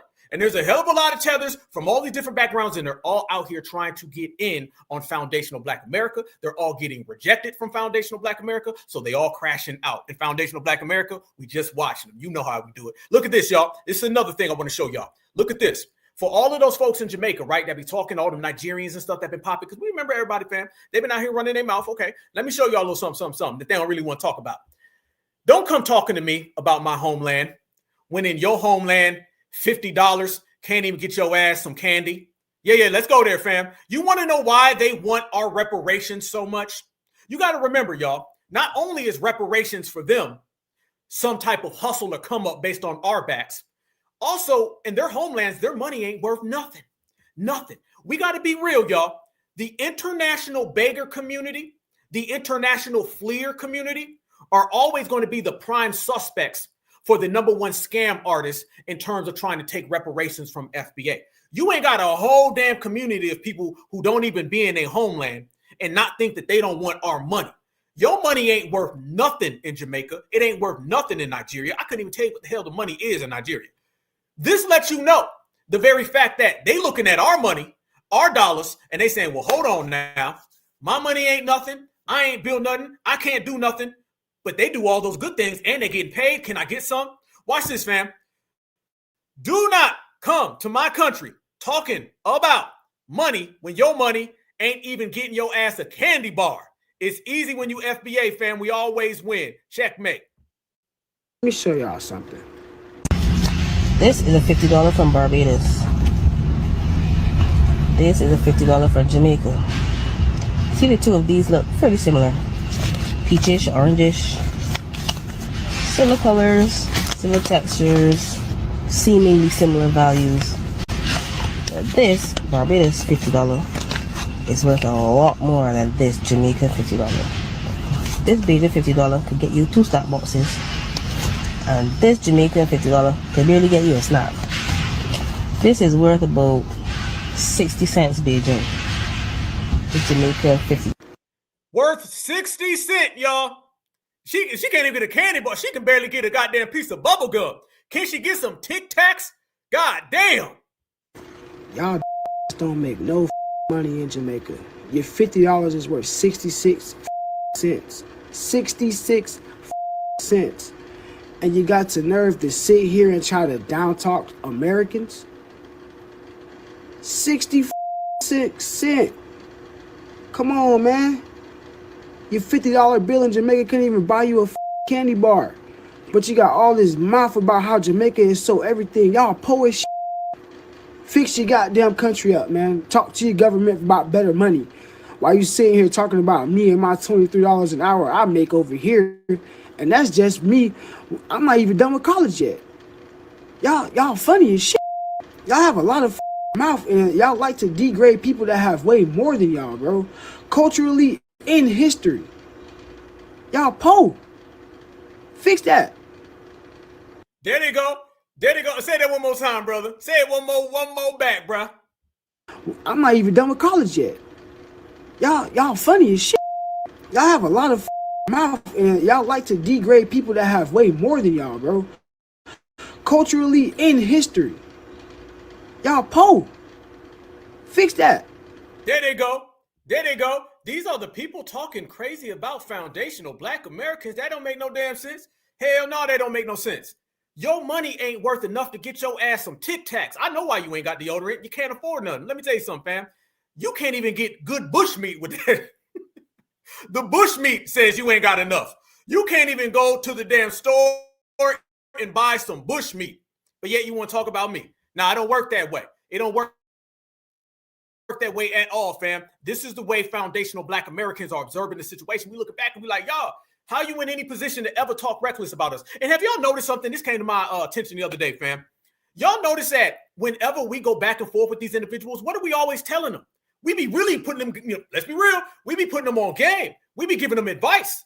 What do foundational Black Americans say? They'll sit there and they'll say, you lazy, you a cotter, you Jareer, pull yourself up by your bootstraps, you the colonizer. They'll say all these racial slurs about us. By the way, racial slurs that they don't even have for the dominant society. What do we simply tell them in return? Fix your homeland. Is that a bad thing, y'all?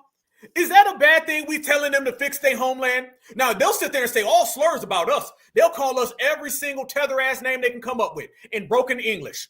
But in return, we simply just say, fix your homeland. Why are you so mad? Why are you upset? We giving you game. We putting you on game and advice. You get mad because I'm telling you to fix your homeland? Is me giving you advice about your homeland hurting you that much? Foundational Black Americans, all we sit there is simply do is tell you, hey, bro, fix your homeland.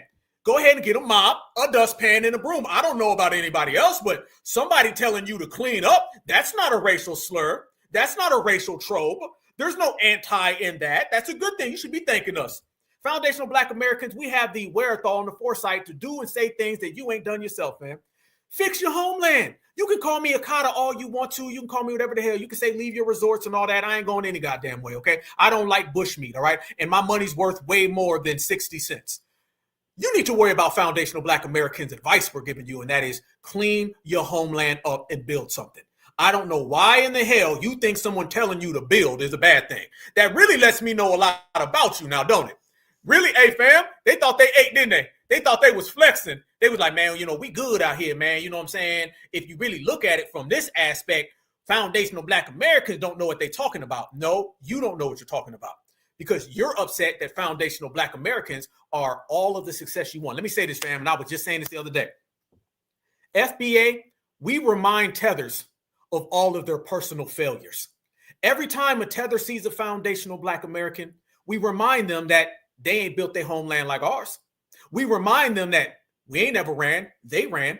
We wouldn't even know you unless you ran. Remember, y'all, every single immigrant, migrant tether that you encounter in your life, you already met them as a failure because they wouldn't be there in the first place if they hadn't already failed. You wouldn't be in my homeland unless you had your homeland popping. You wouldn't be in my neighborhood unless you had your neighborhood popping. So the very fact that we even know these people, they know that we know that they asses done crashed out and done failed. And when they look at us, they see success. So again, our success by being ourselves reminds them of all their failures in life. They have failed consistently all the time, and they know it every time they look at us. It burns them to see Black Americans have a homeland that we built. Fam, you got to remember, we built the United States of America, which is relatively a newer nation and a smaller nation. They ain't built nothing in a big-ass old continent of Africa. How in the hell do you got thousands of years in Africa? How in the hell do you got all those different countries, all those different languages, all those different tribes, and you ain't built nothing? We have outpaced you. We have lapped around you in a short matter of time. Think about this, y'all. The dominant society dominates them with less numbers, and foundational Black Americans have lapped them with less time. It just seems like less is whooping your ass. I'd hate to see what more does to you because less has got you in a damn chokehold. You got people whooping you with less numbers. We whooping you with less time. Foundational Black Americans are next to the damn dominant society that wants to oppress us and still outdoing you. Hell yeah, we remind them of their failures. And we're going to continue to remind them of their failures, no matter what they say, no matter what excuses. And by calling us mean, that ain't going to work. Let me show y'all this up. This is another example of what I be talking about, fam. Because I ain't forgot about Julio Romero Estrada neither. Because if you really want to talk about people who claim that they built America, you got to start with Julio Romero Estrada. Y'all look at this right here. Remember, y'all, they were running around here saying that we were the Black and brown coalition. Remember that, y'all? America was built by immigrants. Watch this right here, fam. Watch Miss Selena go on this whole thing about how they really built America. Everybody wants to build America now that foundational Black Americans planted our flag. But guess what? You can't change the truth. Watch this, family. I don't get how people are okay with what's happening with the immigrants in our country right now. They're being treated like criminals, being racially profiled by how they look, by how they speak. I'm all for securing our borders. But detaining a high school student and then telling him you have no rights, period, and then transferring him to a different state without his parents' consent, that's kidnapping. That's child abduction. People say immigrants are stealing their jobs, we're criminals.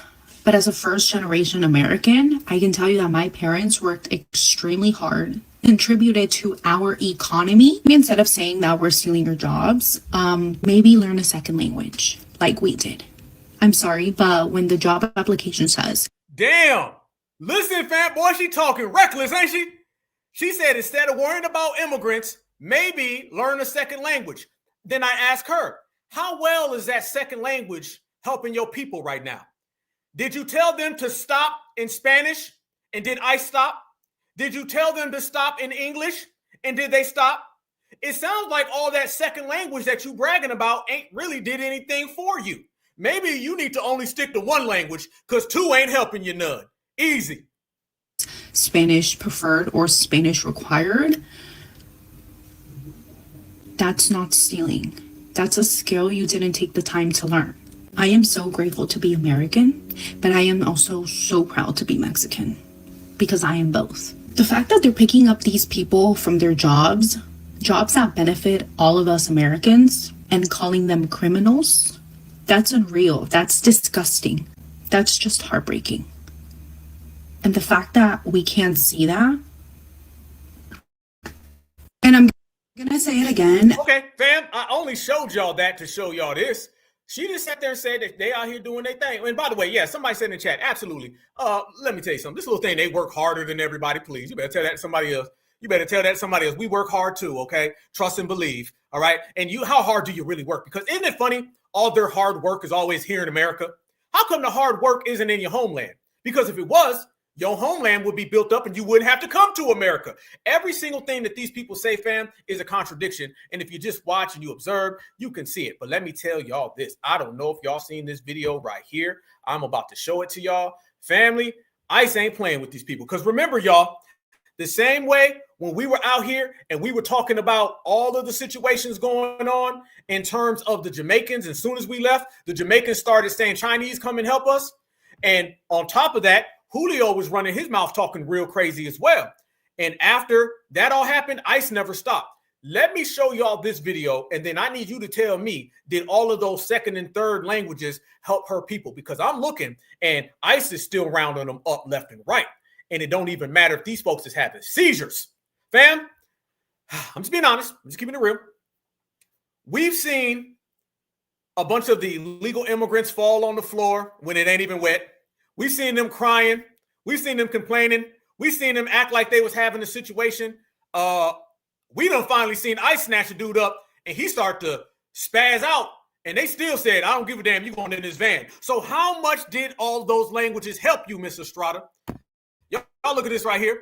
Let me see. Let me show. Family, it's getting real. Watch this. Federal immigration agents take mother into custody during chaotic scene. Watch. Some in the crowd are crying, seeing a toddler caught in the middle of an ICE apprehension. The cruelty! There is a baby in there! Federal agents struggle with the man, woman, and child in the car as a crowd surrounds the agents and people record the chaotic encounter. What they ended up doing was locking arms, the mom and the dad, and they had the 2-year-old in the back, but they ended up bringing her to the front. The car was pulled over early this morning on Kimball Street. I just got a call from ICE. They're requesting assistance. They said they need our assistance. And as the crowd grows, Fitchburg police officers are called in. FPD is completely different than ICE. They could have been like, you can't be here without a warrant in hand, this, that, but they just let it happen. Their family, Tensions flare as people clash with ICE agents, and frustration grows with local officers who cordon off the car with police tape. Eventually, the woman's taken into ICE custody, and the now watch this one. They playing. Stop. Back up. This is my wife. She's having a seizure. They're trying to rip the baby out of her hand. She's having a seizure. Back up. Oh my God, don't touch me. Pittsburgh, Massachusetts. This is what's going on this morning. Stop yelling at her. Stop yelling at her because you feel insecure. I'm not touching the car. Dude is having it. There you go, fam. Dude is having a seizure, and they still snatching the baby out of his arms. I thought that you worked harder than us. I thought that all of those extra languages that you spoke made you superior to us. It don't look like none of that is helping your people. Dude is having a seizure, and they trying to get the baby. Fam, I thought they said Black Americans was getting detained, and ICE was our issue, and they was going to deport us. That looks like a you problem, not a me problem. I'm just going to let it ride because we in here. I'm not touching the car. Leave me alone. Look what they're doing. He's sneezing. Stop. Y'all said he faking? Y'all cold, boy. Hey, I'm with you, though. You already know. He faking, huh? Y'all say, man, you ain't having no damn seizure. He in there said, I'm going to act like I have seizure. Maybe they let me keep the baby. Y'all said he faking. Black Americans said, man, get up. It ain't even wet over here. Let me know. Hey, let's go ahead and take a poll. Y'all think he faking or not? Let me see. I'm not touching the car. Leave me alone. Look what they're doing. He's sneezing.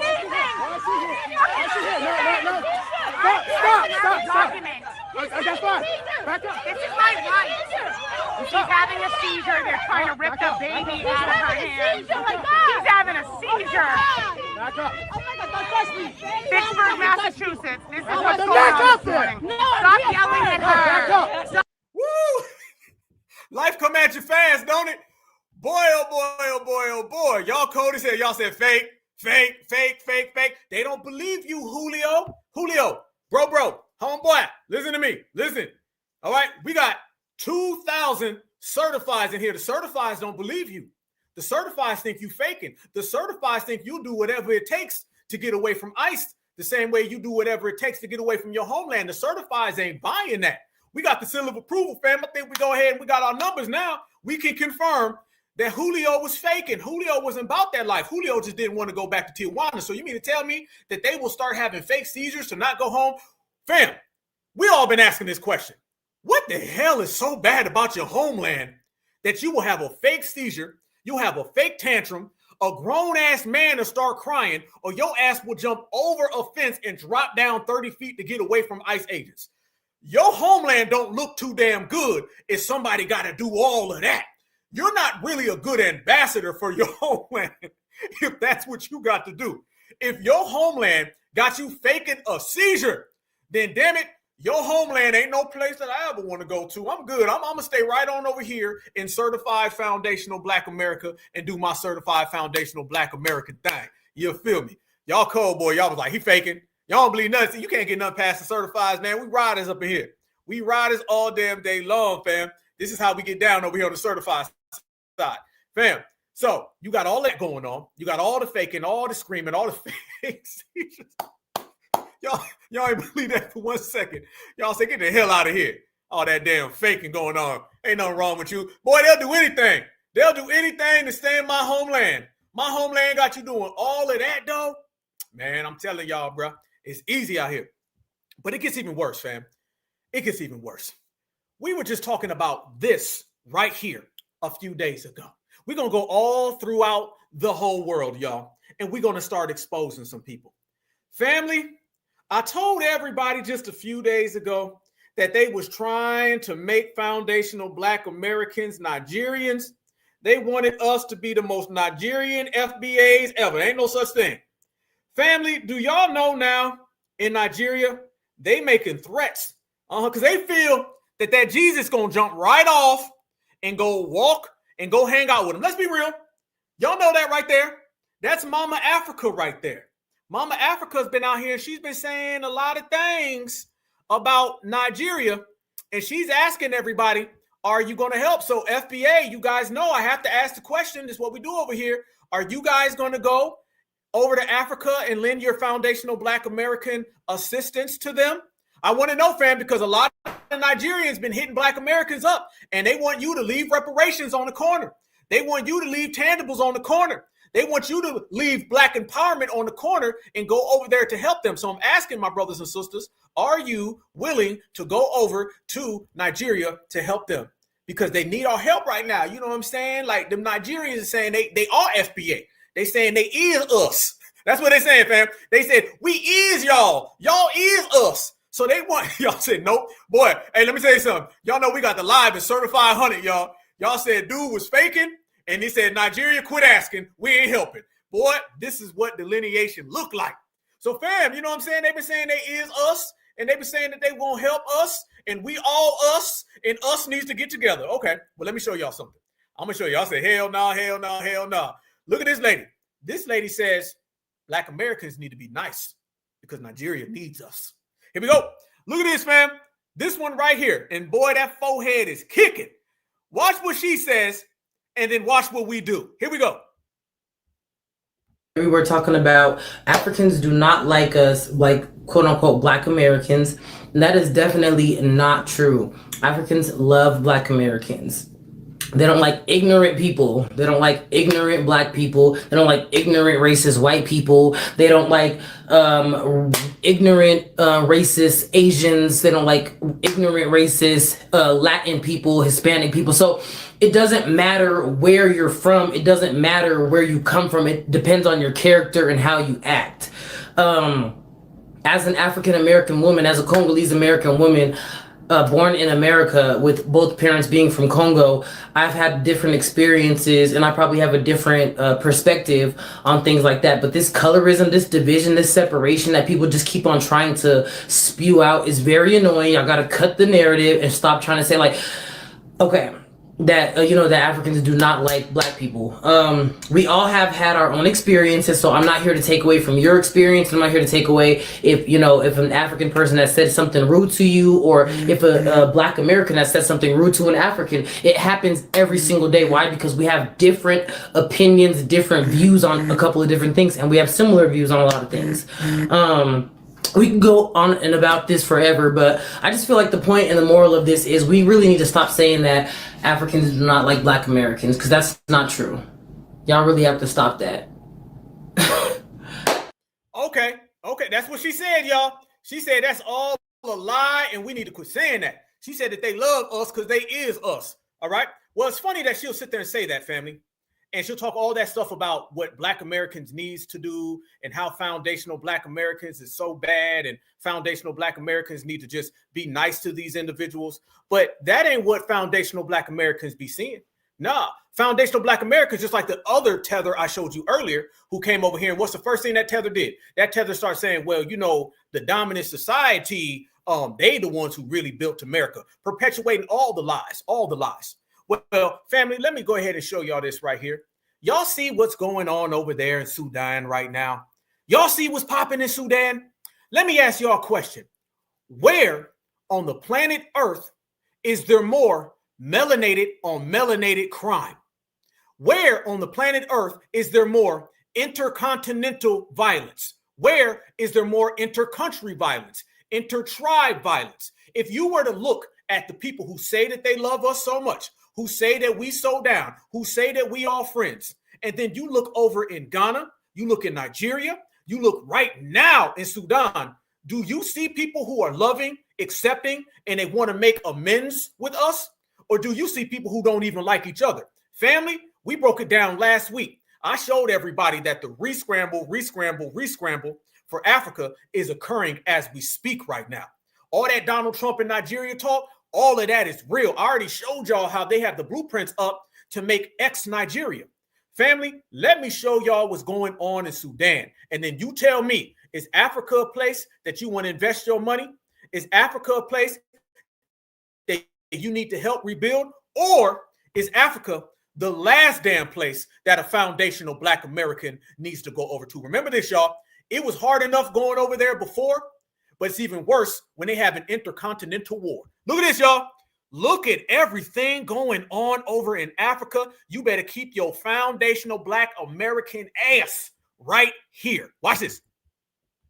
Reporting tonight on a humanitarian crisis in Sudan. Thousands of civilians have been massacred over the past week by Arab militias. It is the latest horror in a civil war that has left millions displaced, starving, and terrified. Here's CBS's Elizabeth Palmer. Good evening. The massacres occurred in the city of Al-Fashir after it fell to a militia called the Rapid Support Forces. We know they executed civilians because they posted videos of it, shooting men and boys, and witnesses say more than 400 patients and families in a hospital. This is ethnic slaughter, Arab fighters killing African tribal Sudanese. Y'all hear it, fam? Y'all hear it? After some women and children were allowed to flee, Al-Fashir was cut off with no phones or internet. But a team at Yale has been watching from space. Help us to. Natty Raymond heads the Humanitarian Research Lab. Additionally, we use a lot of what's called photogrammetry. That is analyzing satellite photos like this one of a residential neighborhood and shapes on the ground in pools of red. The only explanation. Look at that, family. They're watching Africa from space. And from space, they're seeing pools of red because they got that much slaughter going on over there. You can't make this up. This is who they got you believing is going to be your friend and welcome you with open arms? Hell no. We can get is that red color around an object that is between 1.3 to 2 meters, that is blood. So we're looking at a collection of people who've basically been executed. Yes, this is what a massacre looks like in an urban area where civilians are trapped in their houses. 50 miles away, those lucky enough to escape are stranded in refugee condemnation forces on the Arab Emirates. Fighters who, back in Al-Fashir, have committed mass murder and are now trying to hide their crimes. Have you any idea how many people have been murdered? We've seen at least 2 mass graves so far. And then as of yesterday, we see the first evidence of large-scale burning. We're missing about 200,000 people. We know that for sure.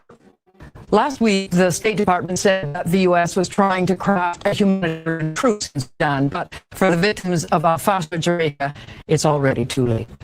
Overseas now, tonight on a human. Man, oh man, my good brothers and sisters. Oh man, things is beyond real at this point over there. This shows you exactly the elements that are taking place and why it ain't good for foundational Black Americans. But let me say this, okay? I need to talk to y'all, okay? Let me make this point crystal clear for everybody. I want y'all to notice this. We talked just the other day about the scramble for Africa, right? We were talking about that. Yeah, absolutely. Myron Gaines ain't saying nothing. Fam, this is why ain't nobody rocking with no damn tethers. Tethers don't give a damn. Their homeland could get wiped off the face of the earth right now. They still gonna be over here hating on foundational Black Americans, trying to leech on to us.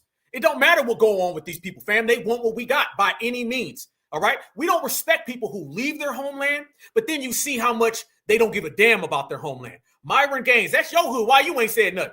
You running around here all damn day long, piping any single Brad that come around, but you ain't saying nothing about your hood? And he's one of them other people over there. So if you really want to go there, let's keep it real. These people don't give a damn about their homeland when they're there. And I'm telling you, when they leave their homelands, they are so happy. The last thing they ever want is their homeland. Why you think they out there having fake seizures? Because they hate their homeland so much they don't want to go back. Why you think they out there having temper tantrums and crying? Because they hate their homelands, they don't want to go back. These people hate their homelands, they hate who they are, and they only feel life has value if they're accepted by W's.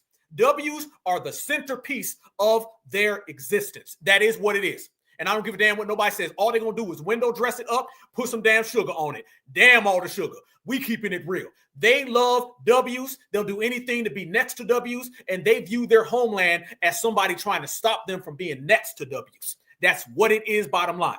But you notice silence. But let me tell you the big issue going on right now over in Africa, fam. What's going on in Nigeria, right? That's been going on. What's going on in Sudan has been going on. Why? Out of nowhere, the sudden uptick in news coverage. My brothers and sisters know. My brothers and sisters know. Whenever you start to see a situation that's been going on for a long time, and out of nowhere, there's an uptick where it's on ABC News. Fam, why is ABC News covering something today that they could have been covering for the last 5-10 years? They're only doing that because they're psychologically preparing you for a military mission. Anytime America wakes up and the news media says, let's start covering this, that's because they're trying to prepare you for a bigger agenda. Yep. That's because they're trying to prepare you for something else. Yep. They could sit down right now and they can cover anything in Africa. It's been going on. This ain't new. I don't want anybody to get it tangled nor twisted. What's happening right now over in Sudan and what's going on in Nigeria, all throughout the continent, ain't nothing new. Fam, these are the people who've been fighting for years, fam. They were making the same mistakes way back during slavery. They're making the same mistakes now. They're getting whooped on the same way today that they got whooped on yesterday. All of the whooping on and all that, family, that ain't nothing new. It's been going on over there. The news coverage is the only thing new about this situation. Well, why is there an uptick in the news? It's because they're preparing you for every single thing that we sat here and we talked about. These individuals are not like us. They're not from our background, and trying to get foundational Black Americans involved, that ain't going to work. Hell no. It's a real deal thing going on over there. Watch what this sister says right here. This sister makes a good point. She says, ain't nowhere on the planet Earth more anti-Black than Africa. Remember, y'all, the tethers hate Africa. Remember, who hates Africa more than an African immigrant? Who hates Africa more than an African tether or migrant? Where is the most anti-Blackness going on amongst melanated people? Africa. So this ain't the place where foundationals who love being Black, foundational Black Americans who stand on business should be going, because they're showing us right now they either A, they don't like us, and then you got these other people over there who are snatching them up and they don't like them. Watch this. The sister makes a damn good point. This right here shows you the situation over there, it ain't a good one. Watch. More news. I hear it from Africa, the whole continent. But right now, as everybody talking about Sudan, We are not African. We are not from the continent. You cannot tell me those are our people. Those are black people taking out so many black people that they bodily fluids can be seen from space on a satellite. Not even the hardest hardcore gang bang Ray Ray or Pookie that I know of has done that much carnage in one. That we not taking ourselves out like that. Yeah, these might have some gang banging here or there, but the way that they are taking, the way black people in Sudan are taking out black people in Sudan, and it ain't Crips and no shit like that. It is Africans against Africans. Like, we're not of you people. We are not from you. There is no way in East that any black American over here, any FBA has ever wreaked that much carnage on another population. We are not the same. Y'all don't have any compassion, any love, any gratitude, nothing. Like, yeah, God is punishing y'all for real, because y'all hate yourself and y'all want us. Woo! Say that one more time. Say that one more time. They what? It's punishing y'all for real, because y'all hate yourself and y'all want us to be a part of that. Hell nah. Black and proud. We love ourselves too much to be a part of that want to take out people like that. Like, there you go, sister. There you go. Man, she said that real good. Real good. I love her videos, by the way. Certified salute to you, sister. Absolutely. She made a damn good point. Y'all want us to be a part of that? At this point, fam, it's criminal to try to get foundational black Americans to be Pan-Africans. It's criminal. Because remember, to be a Pan-African, that Sudan situation is your problem now. Hell yeah. To be a Pan-African, that Nigeria situation, that's your problem now. What you think, you're going to be a Pan-African and not be a part of that? Oh, I get it. They want you to be a Pan-African and not be a part of that the same exact way that Pan-Africans ain't saying nothing about that. Where are the Pan-Africans talking about that? I'm talking about really speak on it. I ain't talking about make a little video or a little post. I don't see that out there, fam. And y'all notice as well, the Pan-Africans, they haven't started any amnesty movements, no international peace organizations. All of the immigrants who come here to the United States of America and they brag about how good they do in the United States of America, how come you don't come over here to America and take all that greatness that you claim you got and start an international peace treaty mission over there? You could do it right now.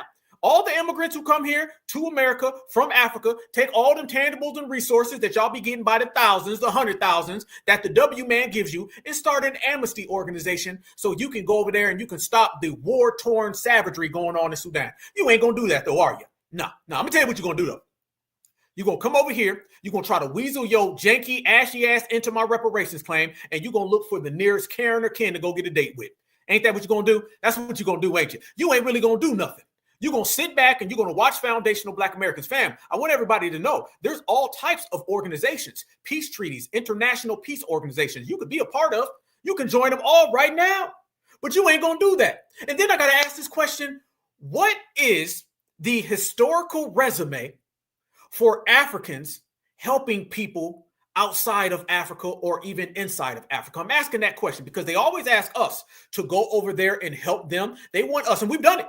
Foundational Black Americans, we went over to Ethiopia. Foundational Black Americans went over to South Africa. Foundational Black Americans always take our game on the road. It's Veterans Day, right? There's a certain group of people that wouldn't be free right now if it wasn't for Foundational Black Americans going over there to World War II. Yep. There's a certain group of people right here in America that would have never came to America if it wasn't for Foundational Black Americans. So remember, y'all, we have liberated people inside of America that don't love us. And we've liberated people outside of America that don't love us. So I'm asking the question, what is the historical resume of Africans that have assisted people outside of Africa? You got the biggest continent on the planet. How come you ain't helping nobody? And I have a hard time believing that you've ever helped anybody outside of Africa because you're not helping Africans in Africa, which leads me to my point. If we're sitting there talking about what's going on in Sudan, where is the African Union? And I'm talking about all of the African Union, all the regions that you was trying to put on FBA. I'm asking the damn question, African Union, where are you right now? I want to know where the Pan-Africans are. Where are all the tethers who make TikTok, all the TikTok tethers? Y'all could be out there doing something right now. How come I don't see none of y'all out there doing a damn thing for your fellow African? But let me tell y'all what I do see happening. Family, I told y'all when they leave Africa, the first thing they want to do is go get next to the dominant society and go get them some brownie points. Y'all look at this right here. Look at this. This right here is a Nigerian military soldier who's an immigrant, and he's pointing out Nigeria and places in Africa to Donald Trump. I'm not lying. I ain't lying, family. I wish I was. I wish it wasn't like this. But what they say in movies, they say, I wish it didn't have to be this way. I wish it didn't have to be this way. Family, that's what they're doing right here. That is a immigrant Nigerian who's here in America working with the Donald Trump administration, and he's pointing out places in Africa to go to. You see, we don't have that type of backstabbing culture here in the United States of America. We don't have that type of backstabbing culture in foundational Black America. We don't do that. They do. I want y'all to see how quick they are to come over here and sell out their whole people. As a matter of fact, remember, Rwanda and Uganda came over here just 3 months ago and got them some gold coins from Donald Trump, and they're accepting all of the illegal immigrants. Yep, that's what's happening, fam. Look how quick they are to sell each other out. Look how quick they are to say, you know what? I don't need y'all. He's sitting there making the block hot. He letting them know, hey, if you want to go there, go there. My village is right there, but damn them. I don't even talk to my mom no more. I don't talk to my dad or my cousins. Matter of fact, I want you to start in my village. I guarantee you he's right there telling Donald Trump not only where his village is, he telling Donald Trump to start at the damn village. He don't want to just get the village, fam. He wants the village to be the first place where smoke go. That's what these people be on. I'm telling y'all, man, these people janky as whatsoever. And you could tell that's the way these individuals view themselves. So therefore, they always are getting down with the dominant society, and they don't say nothing. And those over there, fam, that are trying to get foundational Black Americans on board with this type of behavior, they realize that we ain't coming to help. And for a lot of goddamn reasons, we ain't coming to help. But the main reason we ain't coming to help is y'all not like us, and y'all have never done nothing for us. So right now, what we're doing, y'all, is we're exercising the right and the ability and the framework of keeping our own resources in our own house and minding our own goddamn business. Minding your own goddamn business is a powerful thing. But let me tell y'all, there has been some resistance in Nigeria. Family, Nigeria all last week was out there saying, Donald Trump, help me. Donald Trump, I need you. Donald Trump, Donald Trump, Donald Trump. You got the military immigrant from Nigeria. He's pointing out his village, telling his mama, his daddy, just go blow him up. It don't matter. But fam, there has been some resistance from Nigeria to America. Yes, there has been, fam. Now Nigerians are out there saying that they're not going to stand on business for Nigeria. They're not going to fight back. They're going to let the mosquitoes do all the work. Family, breaking news. People in Nigeria said that they're going to fight back using mosquitoes. Not weapons, not their community, not their allies, not solidarity. The African Union ain't calling. The Pan-Africans ain't calling. They said, you better run and hide, Donald Trump, because they got some mosquitoes. Look at this right here, family. This is the international resistance from Nigeria. You can't make this up. And by the way, y'all, have you ever heard any foundational Black Americans say, you know what we're going to do? We're going to go get the mosquitoes to help us. Fam, they want the mosquitoes help. Watch this. This man ain't playing. This is Dikembe, the 15th, and he's warning Donald Trump. They will use all of the mosquitoes. That Nigeria is not Vietnam. Nigeria is not Afghanistan. Nigeria is not Iraq. Nigeria is not Iran. Nigeria is not Venezuela. If you attempt to encourage and make aggression and send your armed forces to Nigeria to wage war, it's an unscrupulousness. But be aware that our mosquitoes, they are waiting for your soldiers. That our mosquitoes, they are waiting for your soldiers to bite them, to bite them, to bite them, and infect them with malaria fever. This is the resistance, y'all. This is how they resist the purpose. Look at him. He's serious. Because he can't call up his other African countries because they down with the W's. He can't call up the Pan-Africans or the Tethers because they down with the W's. They pointing out Africa on the map to Donald Trump. They got to call the mosquitoes. Imagine if Huey P. Newton said he gonna call the mosquitoes. If Nat Turner said he gonna call the mosquitoes. Imagine if Harriet Tubman said she gonna get the mosquitoes on the phone. This is the resistance that Africa has. Not riders, not certifieds, not thorough. They got mosquitoes. Damn. War is an unscrupulousness. But be aware that our mosquitoes, they are waiting for your soldiers. That our mosquitoes, they are waiting for your soldiers to bite them, and infect them with malaria fever to die instantly. And Mr. Donald Trump. I done seen it all, y'all. This is the resistance of white supremacy in Nigeria. It's the mosquitoes. I gotta slow it down. Here we go, y'all. You know what time it is. Let's rock. Is an unscrupulousness. But be aware that our mosquitoes, they are waiting for your soldiers. That our mosquitoes,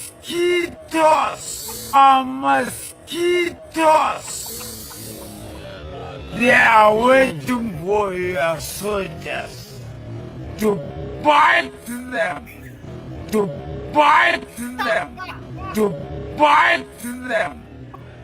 and infect them with malaria fever to die in. What the hell is going on? What the hell did I just watch? Hell no. These people ain't playing, y'all. They serious. Our mosquitoes, they are waiting for your soldiers. That our mosquitoes. Wait a minute. Look at our buddy in the back. That our mosquitoes, they are waiting for your soldiers. That our mosquitoes. Look at this dude in the back. He's smiling. This dude in the back, he's like, man, you ain't gonna do nothing. Look at dude in the back. Look at him. He's smart. This is the resistance. This man over there giggling. This ain't really threatening. I think you're going to need more than mosquitoes. I think you're going to need more than the bugs. This man want to do a bug's life. A bug's life is not going to intercept international missiles, okay? You can't fight these colonizers today with mosquitoes, bro. Hell no. He was serious about biting them too, wasn't he? I think he want to bite them. Man, boy, he go full goddamn African vampire. Boy, he start cheesing when he said he gonna bite him. Watch this. To bite them, and infect them with malaria fever to die instantly. Why the hell he sound like he was straining to get that out? When he did, what? Fam, you done heard it all, man. So we showed all of the situations going on in Nigeria. We see that the United States of America, the government, Donald Trump, they're all talking about an impending invasion of Nigeria. They're lining everything up. You're starting to hear the news talk about it. The same blueprint that they always do when they're about to invade places. You getting re-scrambled, and you are talking about mosquitoes. And boy, he was out there just straining. Boy, he was serious, wasn't he? He's going to bite them. I think you want to bite them, Mr. Nigeria. I know how y'all feel about the males, man. You want to bite them, don't you? Uh-huh. And fam, people were laughing. Brothers and sisters, fam, look at this. People was laughing. Look at this right here, family. This is how people was laughing at that damn video on social media. People was out there saying, brother, you talking about mosquitoes? Really? Nobody's taking their resistance serious at all. Look at these right here, family. Look at everybody laughing. Don't nobody take this serious. Ain't nobody out there afraid of no damn mosquitoes. I don't think the United States of America military industrial complex is worried about your mosquitoes. It just ain't really booming in these streets, homeboy. I mean, hey, listen, at least you talking about fighting back. I get it. I understand, because the rest of the people in your continent ain't saying the damn thing. But damn, bruh. Mosquitoes, I'm going to need you in every way, shape, form, or fashion to step your damn game up. Please step your game up, because the mosquitoes just ain't going to work. I'm here to let you know, to spare you the embarrassment more than what that video already embarrassed you, I'm going to need you to go ahead and get it all together and understand mosquitoes ain't stopping no missiles, okay? So, fam, everybody's laughing. Everybody's rolling. Everybody knows what's going on. And it just goes to show you what foundational Black Americans been talking about, y'all. these people ain't got a pot to piss in, and they ain't got a window to throw it out. Only thing they know how to do, y'all, is to hate on foundational Black Americans and call mosquitoes on the phone. Easy work, easy work, easy work. Man, we only keeping it real over here. You know what I'm saying, fam? I mean, damn, I wish it wasn't that way, but it is that way because they made it that way. And we out here just being our great exceptional self. So this is the vibration and the energy that these people are really on right now. And they really think something's going to move based on that. And it just, quite frankly, isn't going to work. You're starting to see things line up. You're starting to see people get in place. You're starting to see things unfold. And the more you see things unfold, the more you're going to see people calling up mosquitoes on the phone. I'll tell you, he's trying to Bugs Life himself out of this situation. He said he's going to Bugs Life himself out of this situation. And he said after all the bugs is gone, they're going to reclaim Nigeria, fam. So remember, if you're a Pan-African, they're going to go over there and they said bring some mosquitoes with you, man. You might be down if you're going over there and you team on up with Mr. Mosquito Man. That's what we're going to call him. Mr. Mosquito Man said he got a plan. That's what it is. So, family, this is what we mean when we say that we out here really, really standing on business and foundational Black Americans are changing the world every single day. And we're watching everything unfold every single day and how these individuals know damn well what they're doing and how they're trying to plan it. Look right here, fam. Everything is a rhyme and a reason. Watch this, fam. If you don't believe what we're saying, that this is all being at play, now you're starting to see the administration pop up on television and they're telling you they're going in to re-scramble Africa again. Watch this right here. Stephen Miller, right here, Mr. Baldy. Watch him right here, family. He's going to sit there and tell you exactly how the open border situation is affecting America. But look, at the end of the day, what it really comes down to is this, Jesse. Who lives in your country determines what your country is, right? Haiti doesn't work as a country. Like, it just doesn't. People have tried forever. People have spent billions of dollars trying to make Haiti work as a project. Haiti doesn't work. If you take Haiti and you move it to America, it's not going to work here. Somalia doesn't work as a country, has never worked as a country. You take Somalia out of Somalia, you put it here, it's not going to work any better. It's not about how you feel about an individual immigrant.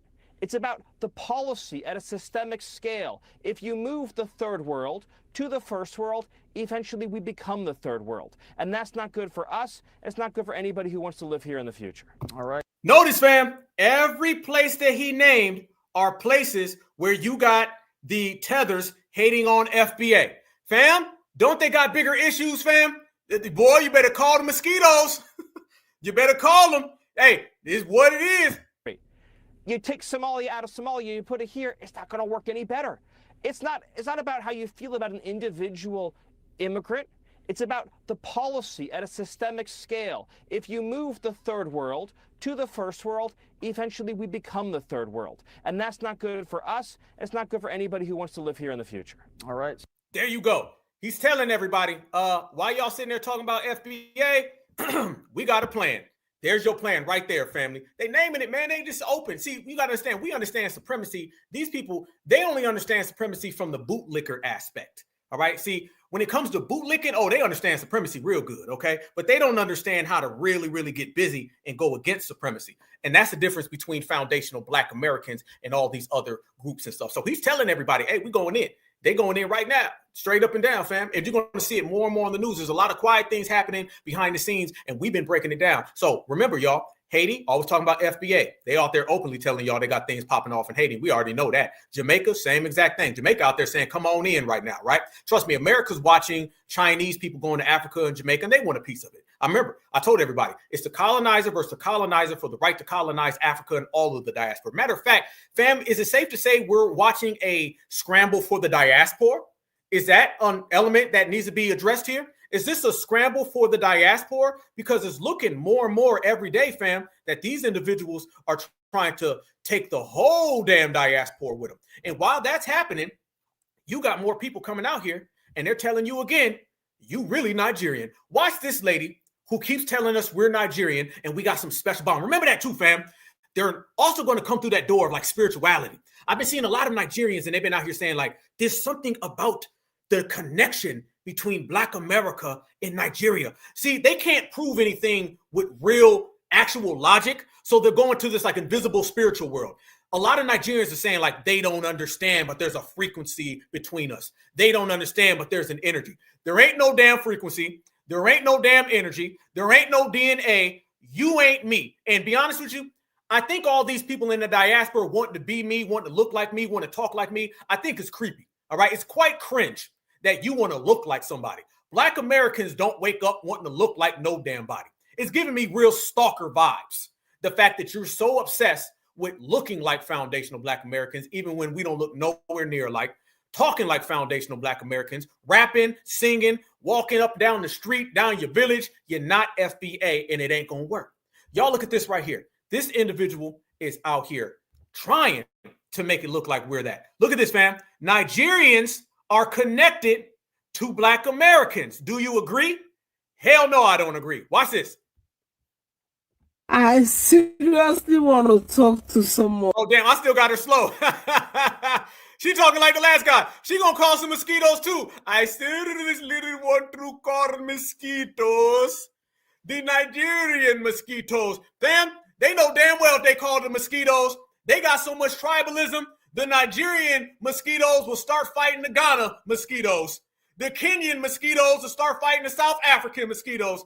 Y'all can't get along. Your damn mosquitoes don't get along. Stop playing with me. This FBA all damn day certified. I seriously want to talk to some of you. Where are all you Nigerians, my Nigerian people? In fact, you Nigerians, you know that you are even connected to Black American people. If not for the rest, but you Nigerians, somehow you are connected to your Black American brothers and sisters. Where are all you? Come closer. Where are all you Ghanaians? Where are all you my West African people? Where are all you my East Africans, women? I'm talking about the ladies. Those single ladies that are above the age of 22 upwards. And you are single. You are here on TikTok. You searching, looking for a real man that will love you, pamper you, cherish you, know the value, know the importance of you. I told you that we are alive every day. And we have a lot of gorgeous men, intelligent men, caring men, loving men that will love you genuinely. And you guys are still out there going to the wrong places. This is the place to be. This is where we promote love. This is where we promote unity. This is where we promote togetherness. All right. We are all you. Right? These brothers, they are ready to love you. Forget about the things you hear. The word is about the bad, the ugly, and the good. All right. Forget about the ugly things you hear. But this is the time to focus on the beautiful side of life. Don't be intimidated. Don't be shy. Open up to this man. When you come to my live session, open up, speak up. Tell them what you love in a man. Nope. I'm going to tell you what we don't love is a forehead that looks like a football field and a hairline that looks like it's jumping off the back of your shoulder blades. No. I see what you did, homegirl. I see what you did. Boy, they be thinking that like Nigerian village scamming stuff work on us. No. Brothers ain't rocking with no damn African women. Sisters ain't rocking with no African men. All right, let's keep it a buck. You ain't gonna try to 90-day tether fiance your way into FBA reparations. I told y'all, it's always about the money. And by the way, somebody in the chat said they over there having mosquito wars.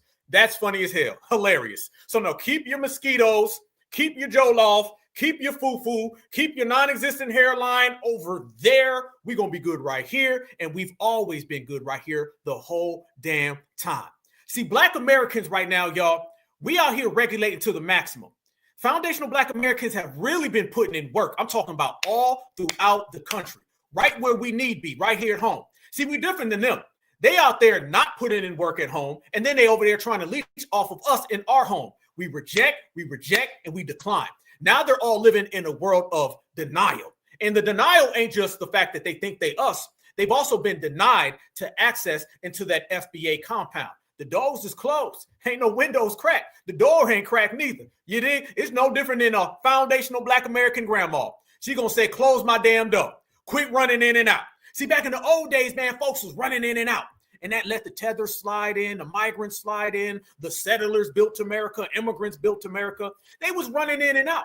And all we did was we brought some of that foundational Black American grandma energy, and we let everybody know either your ass is going to stay inside or outside, but your ass ain't going to be running in and out back and forth. And we close that door, put the bolts on that door, and they're all living in a world where they used to knock on that door. And then that knock went to hitting the doorbell. And then it went to you can't come in the neighborhood. Then it came to you can't come to the city and you can't come to the state. So the only thing left is for your ass to go back to your homeland, and we sending everybody back to their homeland. Everybody's getting that FBA work, and we putting it down certified. And when I tell y'all we out here putting it down certified, oh man, the tethers is getting that smoke, and a hell of a lot of ops is getting that damn smoke. Family, Roland Martin out here talking about you can talk about my weight, beep, beep, beep. You can talk about my hairline, beep, beep, beep, beep. Fam, we got Charlemagne, the Democratic shield, versus Roland Martin, the Democratic shield. I thought there was a blue wave last week. I thought they said Black Americans was going to go back to the Democratic Party. Y'all remember all of those polls that they was putting out, and they was trying to tell us how Black folks saved the Democrats again? Didn't they try to run that, family? Y'all remember that, right? Y'all remember when they was out here trying to tell us just 1 week ago? They were saying that Black Americans saved the Democrats. They thought they was going to go to that old, dusted, dried up ass tactic that Black Americans saved the election, saved democracy. They ain't got no new plans, fam. But guess what? We all sat right here and said, that ain't happening. Black Americans didn't vote for none of them people. Mr. Salami in New York, hell no, that was immigrants. Yep, all throughout the blue states, them was immigrants. But out here in the real world, Black Americans did the same exact thing we did during the election. We sat on the couch. The campaign for the couch is on fire right now. Team Furniture is winning right now. And how do you know this? Is because last week it was vote blue no matter who, and now it's COON on COON crime. And Black Americans, we broke the Democratic Party, despite what they said. Difference is that we see whatever they say, fam. I was sitting back watching, and I seen people really believing that the Democrats had some type of success. No, the hell they didn't. Fam, they won some blue states in which they were going to win anyway. They've got their little immigrant hold. Let me say this, and I'm going to say this clear. Family, is the South in the house tonight? I need to know if my brothers and sisters are in the house, okay? Because the South is in the building. Shout out to the South. Much love to the South. You know, the West Coast as well. You know what I mean? The Midwest as well. You know what I mean? But here's the thing. See, in California, they play with those migrants out there. They be friends with them. They be letting them come on down, right? You can go to the Midwest. Shout out to my hood. You did. You know, all throughout Ohio, even in Chicago, they be out there with the Brandon Johnsons of the world. You know what I mean? They got Mr. Salami out there in New York City, and they out there playing with them folks. They not playing with them folks down here in the South. No, no, no, no. See, this whole government shutdown thing, it's showing everybody the two different Americas. I see y'all in the building. Yes, indeed. Certified salute, Mississippi, Dallas in the building. The South is well represented in here tonight. And I'm going to let everybody know. Brothers and sisters are out here letting it be known that what go on in these immigrant cities where these immigrants are flooding the zone and voting for these Democrats, that ain't going to happen in the South. And for all the Democrats out there to think that they're going to win the next election on immigrants back, I promise you that will not happen.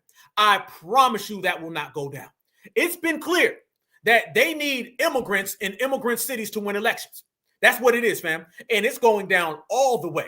That ain't happening no more. So that's starting this feud amongst the Democrats. There's a civil war going on in the Democratic establishment. See, a lot of people believe that Republicans are going to lose if they don't have Donald Trump.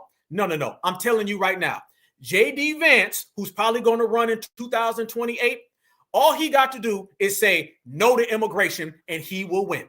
Because Kamala Harris lost because Donald Trump said no to immigration.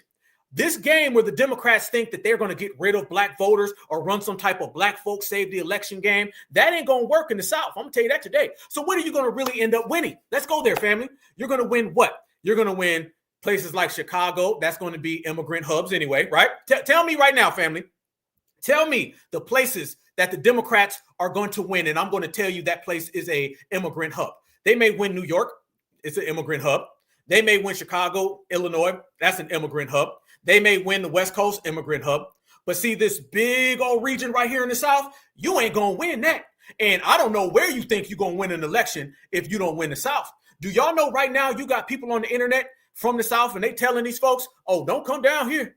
Don't come down here. Oh, yeah. Oh, yeah. See, fam, what ended up happening is a reverse effect.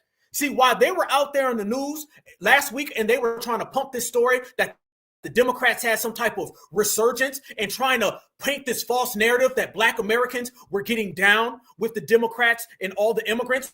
No, all this last election did was highlight even further what Black Americans were saying during the whole damn election. You only gonna win places where there's no voter ID, and you're only gonna win places where you can push off immigrants, because you ain't gonna win no places that got real, natural born, foundational Black Americans. No, hell no. So that's a backfire effect. So this little game that the Democrats had a blue wave, lie. This little game that the Democrats are on the come up, lie. This little game that Black Americans are out of nowhere all of a sudden down for immigrant communities, lie. And everybody's exposing it. Watch this right here, family. This shows you where brothers and sisters are at, and it shows you where we're at. And man, it's got Roland Martin and Charlemagne having a shield-on-shield battle. Watch this sister cook. All this controversy over New York, right?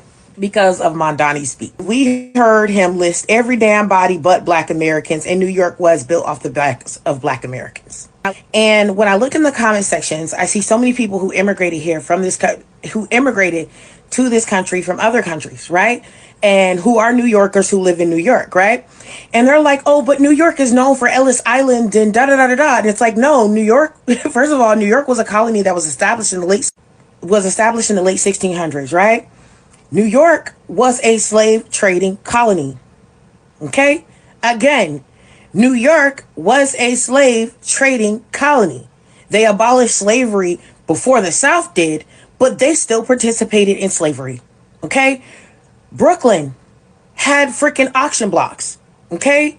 Brooklyn was one of the largest slave trading areas. They moved more people than places in the South did.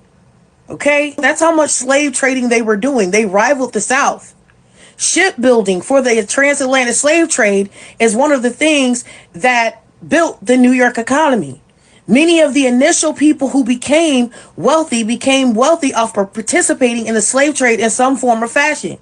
Whether it was even them setting up a business to move products from the South, from the southern plantations to the North. Many of them had house servants. They didn't have whole fucking plantations and shit, but they had enslaved house servants. New York even has a place in Jim Crow history. They didn't have an established Jim Crow per se, okay? But they had the Cotton Club, which was all fucking white. They had the Astoria Hotel, which required Black people to enter through the service entry instead of the fucking front door. They had segregated boroughs. Even though we know that there was a great migration of Black Americans from the South to the North, there were Black Americans who had always been in New York and had been there since the late 1600s.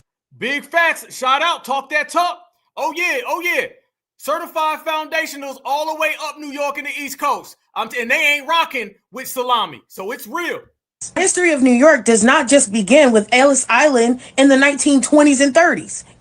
Y'all are erasing 300 years of New York history, right? And that 300 years of New York history really doesn't involve y'all. Not to mention the role that New York played in the Underground Railroad for enslaved people who were following the North Star and fleeing through the North up into New York. Some stopped and stayed there, and some moved all the way up and through Canada. Very important meetings were held even for the Civil Rights movement were held there as well. Okay? So to erase Black Americans, you had the Harlem Renaissance, right? To erase Black Americans, okay? And the history of how Black Americans built and shaped and molded New York is to not tell the truth about the history of New York, and is erasure of Black American history, heritage, culture, and very important moments and times through history. It's a fact. New York had numerous huge free Black societies, free huge bourgeois, wealthy, aristocratic free Black societies. Very important, well-educated businessmen who assisted and helped the South in many different ways were in New York during Jim Crow. This is important shit. And here's the thing that gets me. Y'all will say all the time, Americans don't know anything about anybody else's country. Americans don't know nothing about this. Americans are so uneducated, but y'all literally come to a country, live in the country, and don't know the history of the place that you're at. You don't know the history of the place you are standing on. But you want to argue with everybody who's telling you, hey, whoa, wait a minute. Even the Statue of Liberty. The Statue of Liberty didn't come about because of immigration. The Statue of Liberty came about as a gift from France to commemorate the friendship between America and France, as well as to celebrate the centennial of the Declaration of Independence. That's why July 4th, 1776 is inscribed in Roman numerals on the tablet that Lady Liberty is holding, as well as to celebrate the abolishment of slavery, because the person who commissioned the piece was a huge anti-slavery abolitionist. Woo! Fam, they don't think we know our history. They think this the old generation's family. They don't know. You better look again. We on the mission. FBA certified 100. We on the mission. Sister breaking it down. You think you gonna immigrant us? You think you gonna say immigrants were slaves too? You think you're going to say this was built by immigrants? You can't pull that on the South, and apparently you can't pull that on New York neither. Brothers and sisters are represented all throughout every aspect of America, and we ain't letting nobody run no game on our culture and try to dump immigrants on our shoulders. Ain't happening. Keep cooking. This is why Lady Liberty has broken shackles on her ankles. The Lady of Liberty statue was delivered long before the boom of Ellis Island. But it got attached to immigration because it's the first thing that many of those Ellis Island immigrants seen as they were being welcomed into America. But you were being welcomed into America, the land of the free, because of what we did. Because of what... So to erase us from the history of anything is quite frankly un-American. And it will not be tolerated, and it will not be stood for, and Black Americans ain't gonna go for that. No. Y'all remember this, fam. I was the one in Fulton County in Atlanta, and I gave a reparation speech. Not the reparation speech that I gave at the rally for reparations in D.C., the one I gave in Fulton County at the reparations task force hearing. And I said, shout out to New York, shout out to the West Coast, shout out to Chicago, but what went on up there will not go on down here. And I said, just like Andre 3000, shout out to him, shout out to Big Boy, shout out to Outkast, shout out to the whole ATL. Much love and respect. Shout out to our foundational Black American rock and roll Hall of Famers. Certified salute to y'all. But Andre 3000 said it best. He said the South got something to say. And Black Alpha at the rally for reparations, I held down our people. And at the reparations task force in Fulton County, I said FBA South got something to say. And I'll say it right here again. FBA South got something to say. And you ain't going to run them games on the South. I know what you're trying to do. I know what you want to do. I know they out here trying to replace us, trying to erase us. But the same way Sister broke that down right there is the same exact way that we going to break it down right here. You ain't going to remove or run them games that you run on people in them immigrant cities throughout the North, the Midwest, or on the West Coast. That won't go on in the South. Everybody knows, fam, the South is foundational Black Americans' motherland. Damn Africa. Africa ain't my motherland. Africa ain't even a family member. Checkmate. Foundational Black America, we reside right here in the South. So I know they want to take the South away from us. So they try to put all of these little fake tethers and migrants and immigrants. But every single time they do that, we reject that. FBA South got something to say. And when we say it loud and everybody hear it. It's regulating season. Y'all look at this right here. This is what I'm talking about. None of that stuff is going to work. And you got a lot of people from all different communities, and they telling folks, don't come on down south with that energy. And guess what, fam? We represent the certified side, so they know what it is. But over on the Mayo side of town, the meth head side of town, the fentanyl side of town, they over there telling all of their W's, don't come on down here to the South. So if you think Democrats that there was going to be a blue wave and you was going to wave that stuff all over, no, it's having a reverse effect. The brothers and sisters in New York, they are rejecting the Tetherpalooza, and all the people down south are saying, you bet not. Watch this, family. This is what we're talking about. Here we go. This is what I mean. Watch Mayo Matthew, and Mayo Matthew says, New York people, don't move down south. He's talking to his fellow Mayo. Watch this.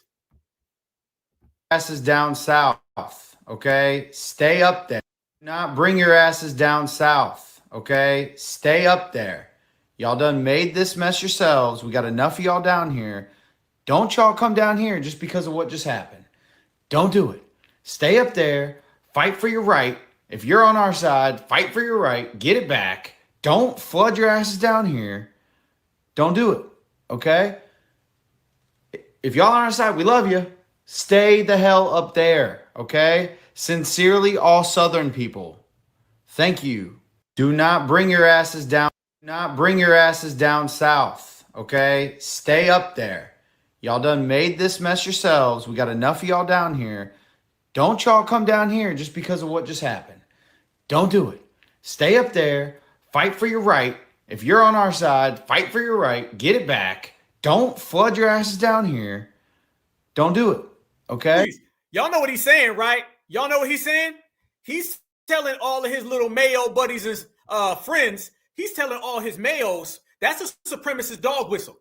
He's telling the Mayos on the East Coast, y'all lost to them damn immigrants. Them immigrants is going to come on over here with Sharia law, and they're going to have the Quran. He's telling all his W. Know what he said? He said, we love y'all. He's saying, you still my Mayo buddy. However, y'all lost to the immigrants. So do y'all see the north-south divide between the Mayos?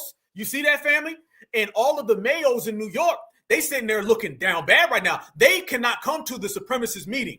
They can't come to the supremacist meeting because all of the dominant society down south, they looking at them funny style. They like, y'all gonna really allow New York to become a bunch of tethers, a bunch of immigrants, a bunch of migrants that are non-W immigrants? Yeah, they want them Ellis Islands. They don't want nobody coming here from India. They don't want nobody coming here from the Middle East. They don't like Mr. Salami. That's what he's talking about. They're sending dog whistles. He was saying it right then and there. See, we ain't Africans. When supremacists talk, we know what they saying because we study supremacy and we regulate against it. We know what they doing. See, an African to hear that, not even know the point. Jamaican to hear that, not even know the point. Haitian go right over his head. Foundational Black America, and one of the reasons why they don't like us is because not only do we regulate, we stand up and we fight back, we also know all their codes, all their tricks, all their tactics. He was sending out a dog whistle to all of his people. He said, don't come down south. Because what happened was a lot of those Mayos in New York, they seen what's going on with the immigrant influx. And they're saying, well, we just going to go down south. And he's telling them, no, you better not. We warned y'all to get New York in order. You got to understand, supremacy has posts. They have different areas of operations. So the Mayo in the South, who operates those headquarters, he's calling the ones in New York at their headquarters. And they've been calling them for some years. And they've been saying, y'all better get that damn immigrant thing in order. And the one in New York is saying, I'm trying. I can't do it. And now he's saying, well, tell you what, y'all just lost New York. Don't come down south.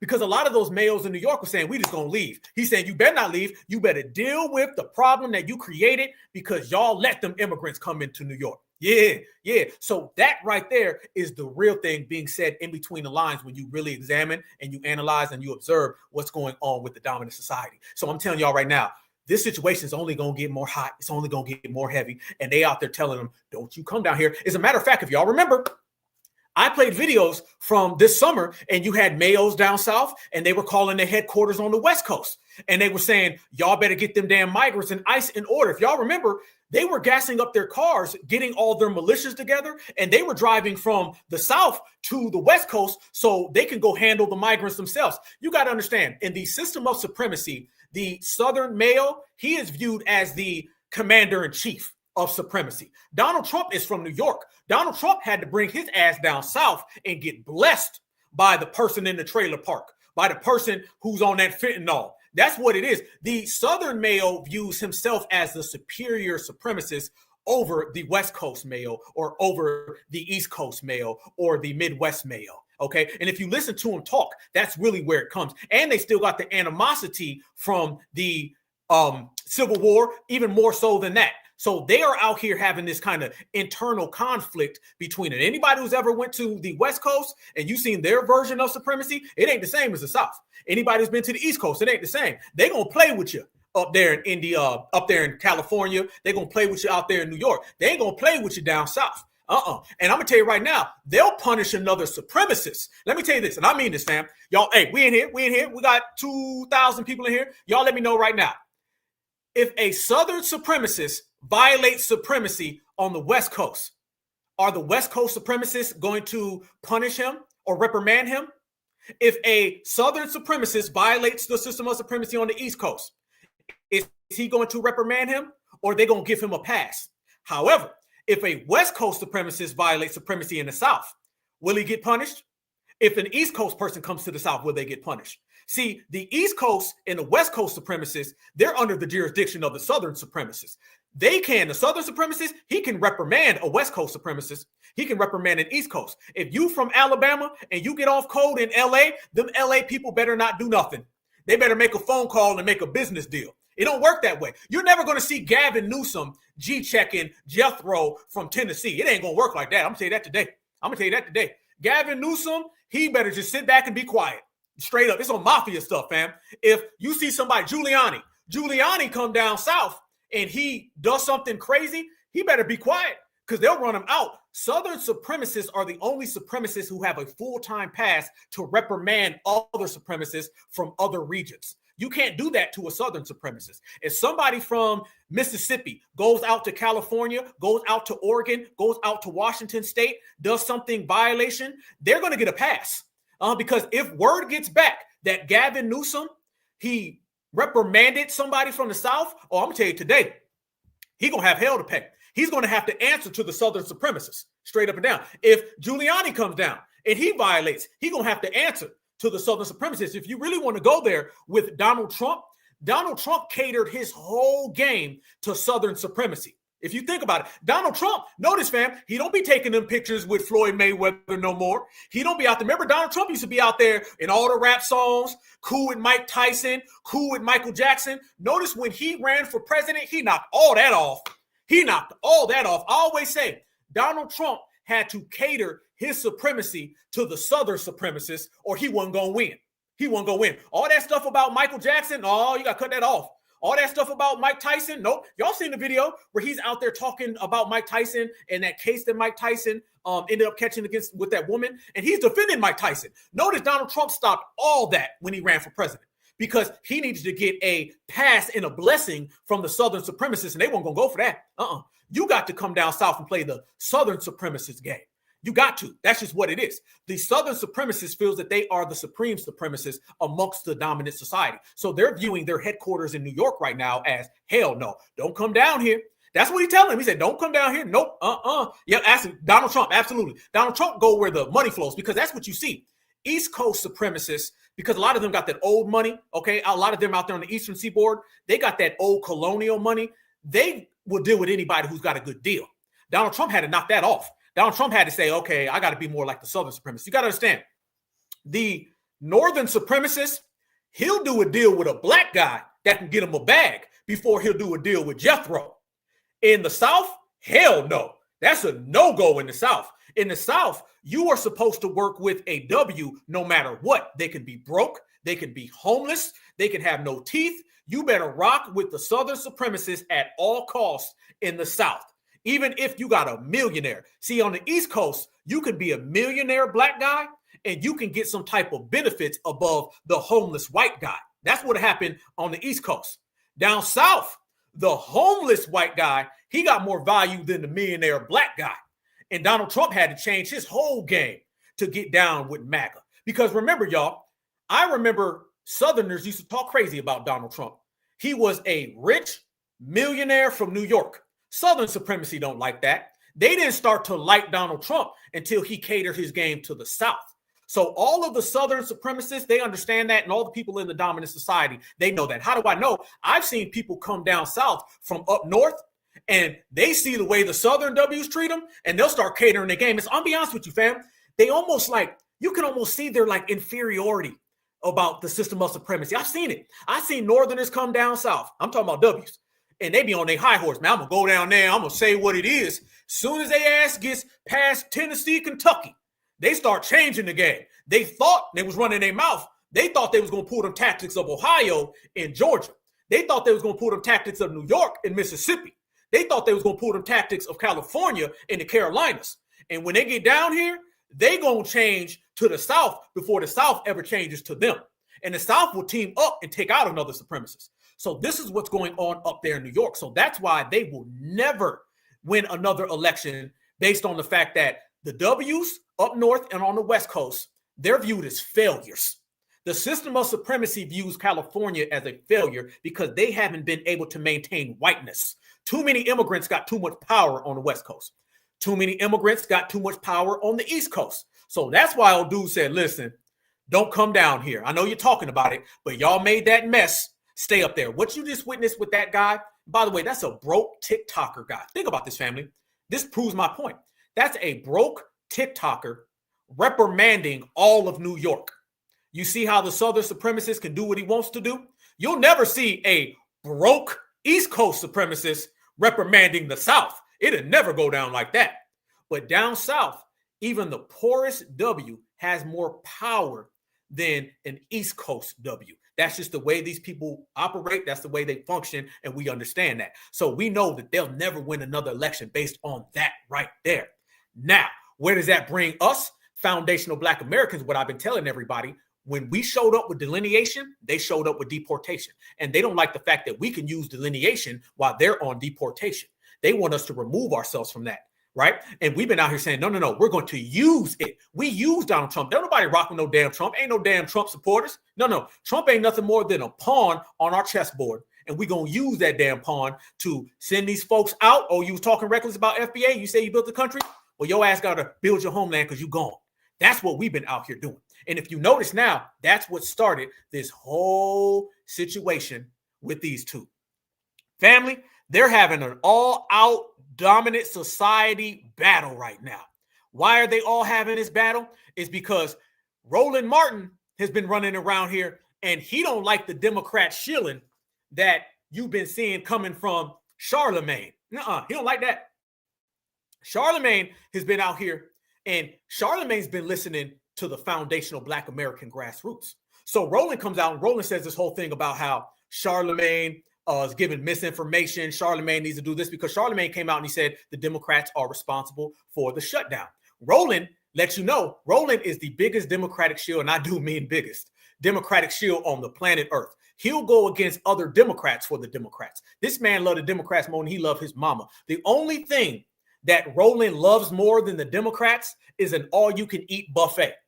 Outside of the all-you-can-eat buffet, he loves nothing more than the Democratic Party. And if he can get the Democrats and the damn buffet, he's a happy camper. And right now, he ain't too happy because Charlemagne came out and he said this right here. Watch this, family. He made Charlemagne real mad because he called him out. And Charlemagne responded with this right here. Everybody get your popcorn and let's enjoy. You have shield on shield crime. You got COON on COON crime, and these folks is out there fighting for the last biscuit. And FBA knows it's because we broke the Democratic Party. Watch this right here, family. This is what we mean.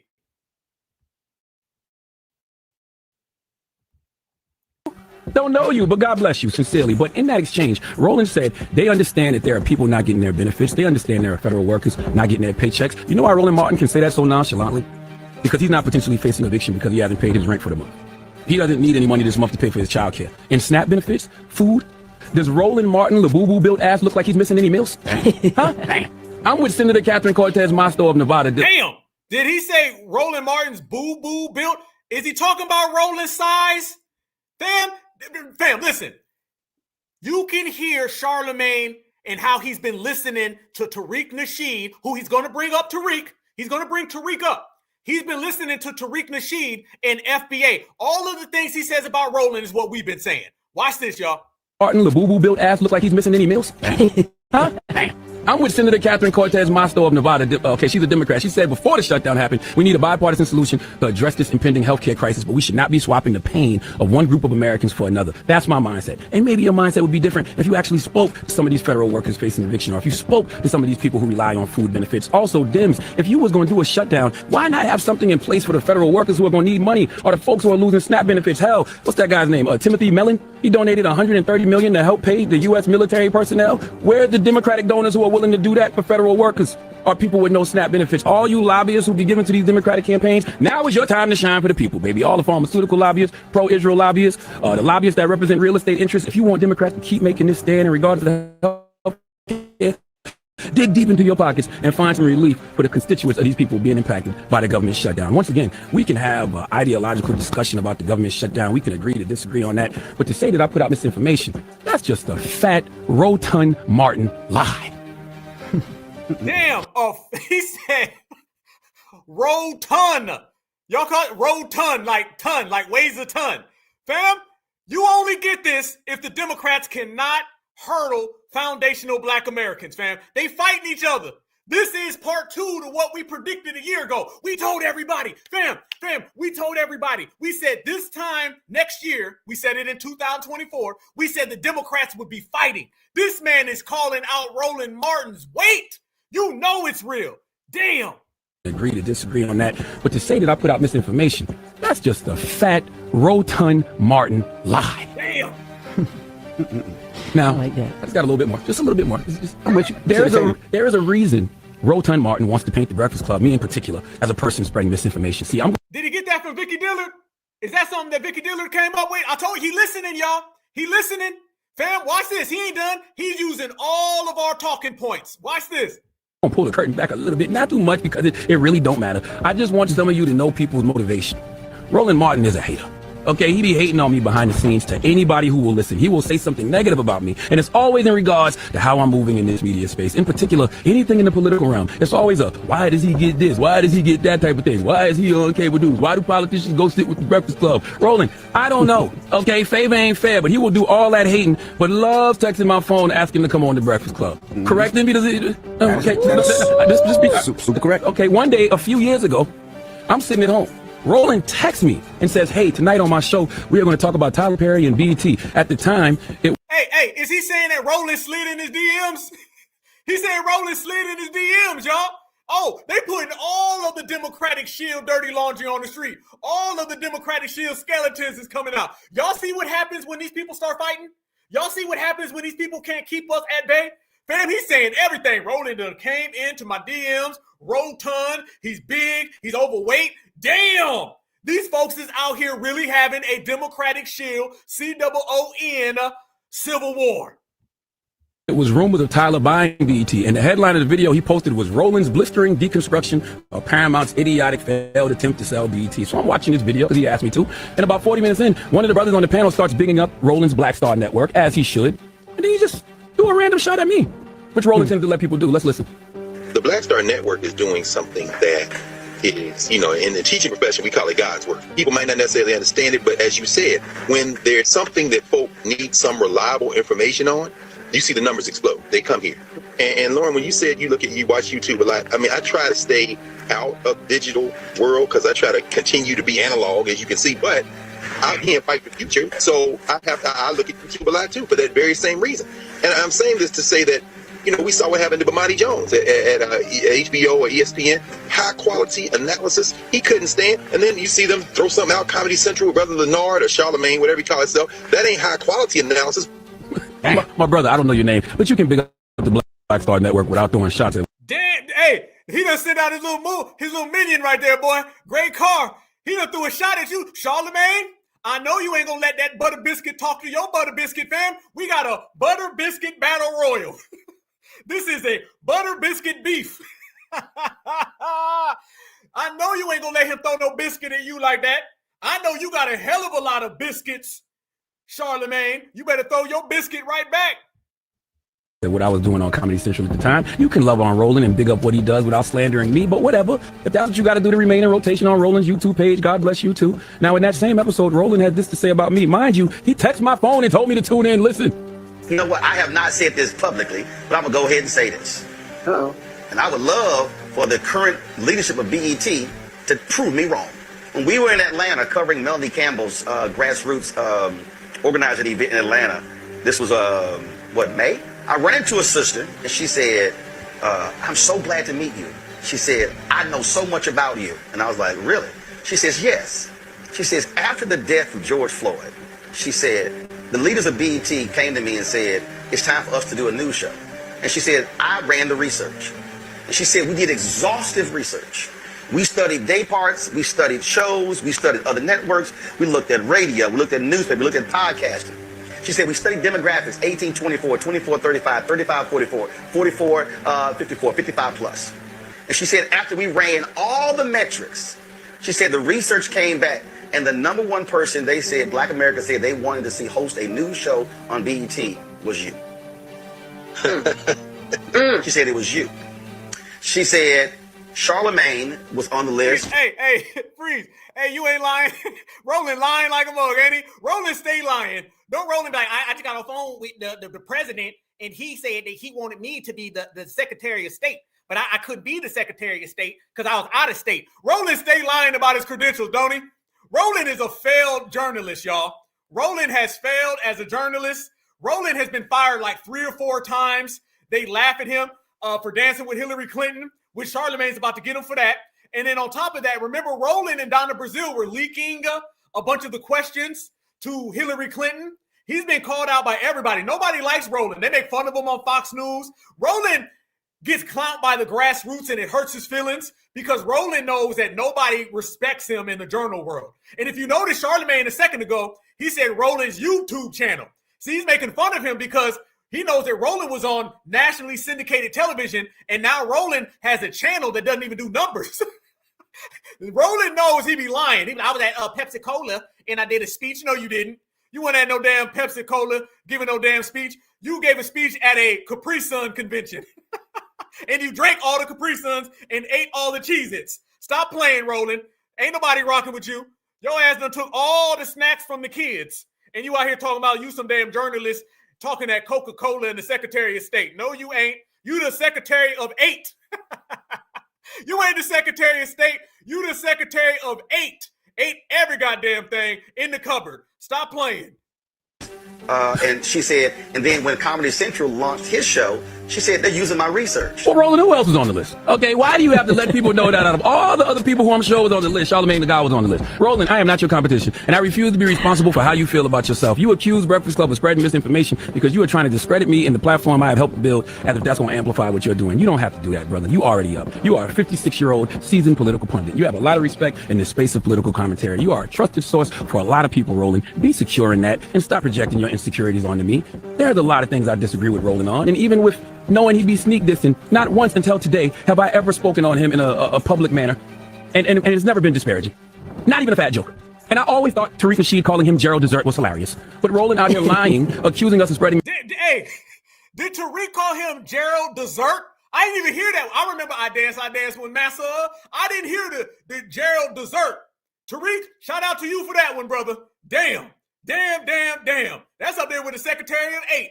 Damn. So, fam, he's out here using everything Vicky Dillard says, and now he just name-dropped Tariq. They be watching us. This is confirmation. The grassroots got him fighting, y'all. Grassroots got him beefing. The grassroots got him scared. This is what it is, fam. Gerald Dessert. Damn, that's funny. Damn. Oh, you know Roland mad now. One thing Roland can't stand is Tariq. He be like, damn, Tariq Nasheed. That damn Tariq. And when Charlemagne is talking about him and then name dropping Tariq, oh, Roland is up right now. Roland in the refrigerator right now, y'all. Roland needs some snacks. You have a lot of respect in the space of political commentary. You are a trusted source for a lot of people, Roland. Be secure in that and stop projecting your insecurities onto me.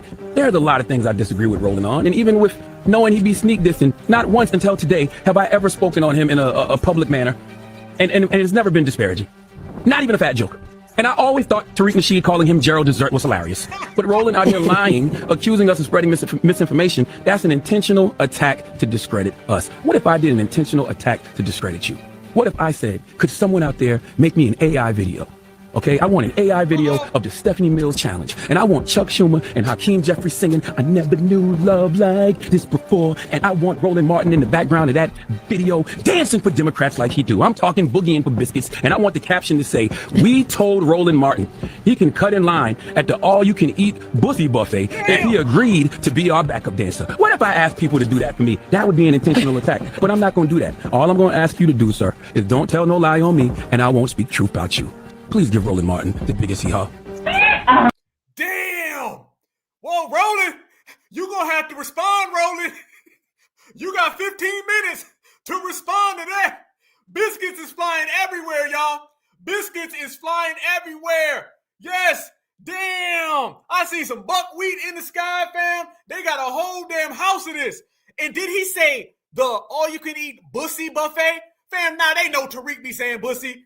So you know he be listening. Fam, when you start saying bussy, he went full new black media right there. Charlemagne went full new black media. Damn. And then he said you be dancing for the Democrats, just like I danced with Massa. Oh, I got to hear that one more back. Doing. You don't have to do that, brother. You already up. You are a 56-year-old seasoned political pundit. You have a lot of respect. Not even a fat joke. And I always thought Tariq Nasheed calling him Gerald Dessert was hilarious. But Roland out here lying, accusing us of spreading misinformation, that's an intentional attack to discredit us. What if I did an intentional attack to discredit you? What if I said, could someone out there make me an AI video? Okay, I want an AI video of the Stephanie Mills challenge. And I want Chuck Schumer and Hakeem Jeffries singing, I never knew love like this before. And I want Roland Martin in the background of that video dancing for Democrats like he do. I'm talking boogieing for biscuits. And I want the caption to say, we told Roland Martin he can cut in line at the all-you-can-eat bussy buffet if he agreed to be our backup dancer. What if I asked people to do that for me? To say, we told Roland Martin he can cut in line at the all-you-can-eat bussy buffet if he agreed to be our backup dancer. What if I asked people to do that for me? That would be an intentional attack. But I'm not going to do that. All I'm going to ask you to do, sir, is don't tell no lie on me, and I won't speak truth about you. Please give Roland Martin the biggest hee-haw. Let me tell you something here, Shola. I need to take a class, honey, because. Hold on, is Just Hilarious about to go in on him too? Wait a minute now. Oh, they jumping you, Roland. Roland, you getting jumped. You better get Gray Carr on the phone. Where's Reese Noberg? Where's Reese No Hairline? Where's she at? You better bring your squad. They jumping you. They said they put that on Gang. When you professionally respond to somebody, I sit back and I cackle, okay? My flavor was just gasted, sweetie. Like, I need some, because every time I clap back, I get in trouble. But this was a long time coming now. God bless everybody involved. This was a long time coming. God bless everybody involved. And be relaxed. It's cool. I said enough. But everybody. I said enough, Envy. God bless. This was a long time coming. God bless everybody involved. And be relaxed. It's cool. I said enough. But everybody. I said enough, Envy. God bless. Notes, take God classes. That is how you respond to somebody. And I didn't even know Roland Martin looked like that. Let's move on. And today flashed the picture up on the screen. I was like, oh my God. You see? I didn't know he looked like glasses. That is how you respond to somebody. And I didn't even know Roland Martin looked like that. Let's move on. And today flashed the picture up on the screen. I was like, oh my God. You see? I didn't know. Damn, did she say I didn't even know Roland Martin looked like that until they flashed it on the screen and I said, Damn, did you just get Roland? Damn. Terrible. Fair use. This is about teaching, scholarship, research, fair use, enacted. Yes, indeed. Oh, we got to go there, fam. We got to break this one all the way down. Woo! Biscuits flying all in the air right now, left and right. Yeah. Foundational Black Americans broke the Democratic Party. They was talking blue wave stuff a week ago. Now they throwing biscuits. They having a biscuit beef. They having a buttermilk biscuit beef with the Buttermilk Biscuit Brigade. This is a buttermilk biscuit battle royal. All of the above. Somebody said it best. They trying to see who got the most butter on their biscuit. That's what it is. That blue wave done turned into a full civil war because Black Americans ain't voting for them. Foundational Black Americans, through the new forecasts and projections of the midterm elections, it's showing that we are going to do the same thing we did in the general elections last year. We're going to sit on the couch. There's nothing that's moving the needle that's showing anybody of our activity. The Democrats are coming up with the same BS lies because that's all they got. Remember, y'all, these people, they don't even know how to respect us. They don't have an agenda for us. Everybody talks about what's the agenda from the Democratic Party for Black America. They ain't got one. Their agenda is to tell old 1962 lies. Well, problem for them is all them 1962 Boulay folks, they all gone. And we're really changing the game. You're starting to see more and more Black Americans from all different age groups that are leaving the Democratic Party. They tried to conjure up and manifest some type of Black American involvement with the elections last week. And I was saying straight up, hell no, that was a big nothing, big zero. A lot of people was falling for it. And I was right here saying the Democrats ain't winning nothing. What they did win was a bunch of immigrants, and that ain't going to move the needle. And Black Americans are still on the couch, and we have delineated from that plantation. We didn't burn the plantation down, and it rebuilt itself in 1 year. That damn thing was burnt down a year ago, and it's still burnt down the same way we was on that couch a year ago, and the same way we on that couch right now today. So this is why they're beefing. If all was good, they wouldn't be beefing. Y'all tell me a time where the Democrats had Black Americans in their hands and they were fighting. When have you ever seen that? Because Charlemagne, he is a cake soap, COO, and Roland Martin is a eat cake soap, COO. So when you put them two together and they fighting, fam, they not fighting because they winning. They not fighting because they get in the black vote. They're looking at those forecasts and those projections that are showing it looks like it's about to be another couch for the midterm elections for Black America and going forward. The same exact way that we warned them that we were going to do going into the future and beyond. So we sticking to our word, fam. They beefing. Y'all tell me a time where the Democrats was winning and they was fighting each other like this. Remember, y'all, when the Democrats feel they got black folks in their hand, they out there smiling, showing all their teeth and happy. When the Democrats know they don't have black folks, then they out there fighting and throwing biscuits at each other. And speaking of that, Roland responded, y'all. Roland responded. Yeah, you know Roland be eating that cake soap, family. Roland, he throw a little damn gravy on that cake soap and he good to go. Roland responded. Roland Martin said, you ain't gonna talk to me like that. He said, I'm the biggest Democratic shield in the room. I'm the biggest tap dance in the room. My buttermilk biscuits got frosted. You got the old biscuits. Roland said he got the frosting and the sprinkles on his. Let's see how Roland responded to Charlemagne in this Democratic shield on Democratic shield battle.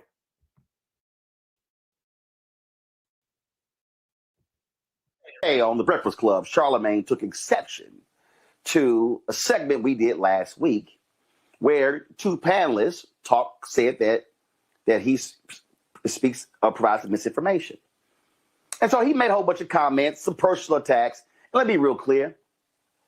I don't give a damn what you say about my weight. I don't give a damn what you say about my neck. I don't give a damn what you say about my hairline. Hey, is he talking about his hairline? He got that man speaking about his hairline. And, hey, Charlemagne didn't even say nothing about his hairline. Charlemagne didn't say that. Oh, he having Ghost of Christmas Past. He talking about us.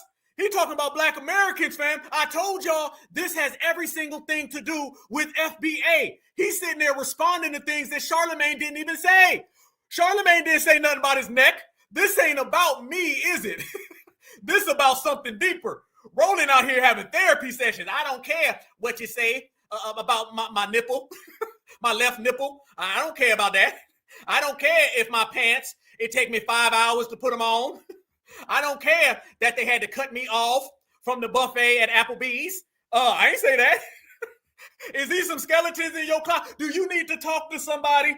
Y'all ever get into it with somebody and they start bringing up things that you ain't even bring up? And you be like, this ain't about me, is it? You've been harboring all of these problems for a while, huh, Roland? All that talk about, I don't care what y'all damn FBA says. You must care about what FBA says because you responding to it and Charlemagne didn't even bring it up. Yeah, I think FBA living in your mind rent-free. This man talking about something. Y'all can talk about my neck being 5 sizes too big and how I had to cut a hole in this Texas A&M jersey just to fit it. I didn't say that. Who said that, Roland? Is that your insecurities talking? He talking them Democratic shield insecurities. We didn't bring that up. Not one time did Charlemagne bring up your hairline, but FBA did. Easy work. Clear. I don't give a damn what you say about my weight. I don't give a damn what you say about my neck. I don't give a damn what you say about my hairline. I don't give a damn about none of that. And the reason I don't give a damn about none of that, because none of that shit matters.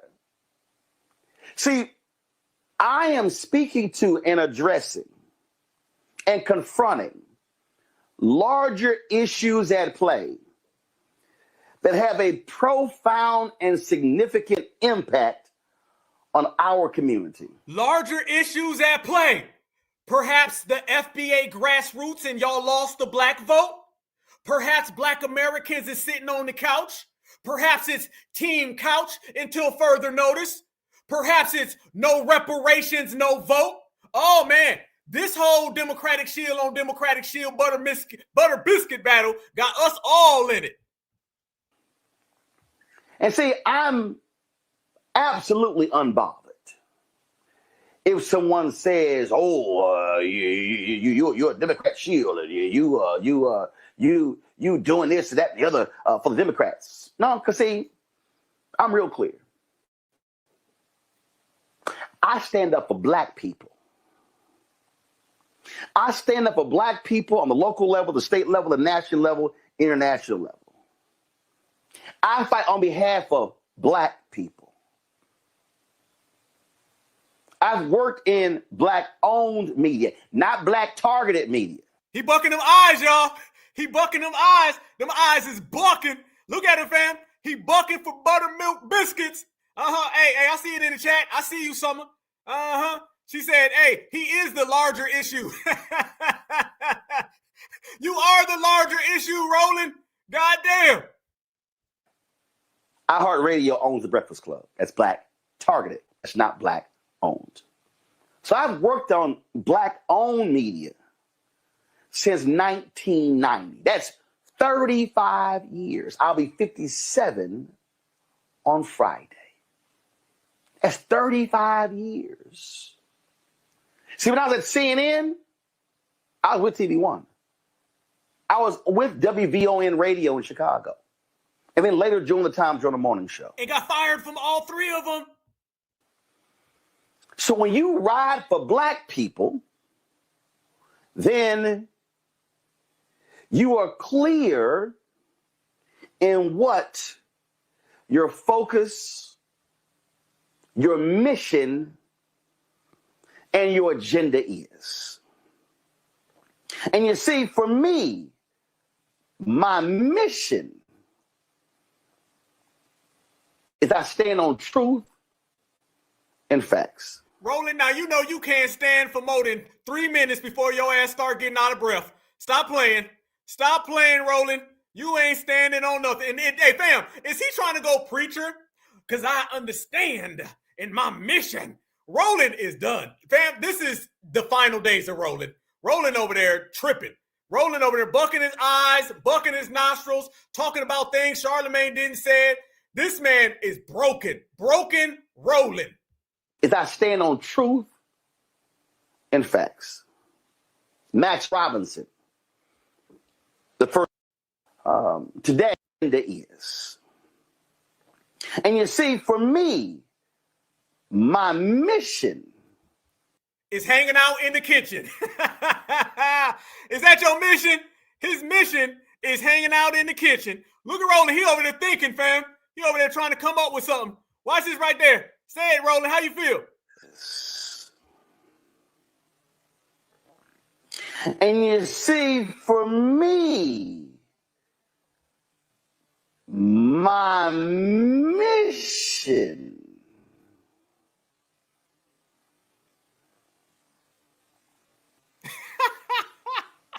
is I stand on truth. How many necks y'all see? Y'all let me know. I seen about 13.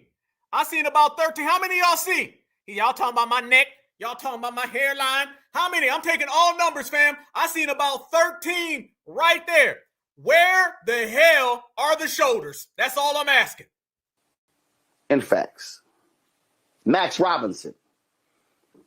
The first today on the Breakfast Club, Charlemagne took exception to a segment we did last week where two panelists said that he speaks or provides misinformation. And so he made whole comments, some personal attacks. And let me be real clear. I don't give a damn what you say about my weight, and what you say about my weight, and what you say about my weight, and what you say about my weight. I don't give a damn what you say about my neck. I don't give a damn what you say about my neck, about my neck. I don't give about my neck. I don't give a damn what you say about my hairline, and what you say about my hairline. I don't give a damn about none of that. And the reason I don't give a damn about none of that, because none of that shit matters.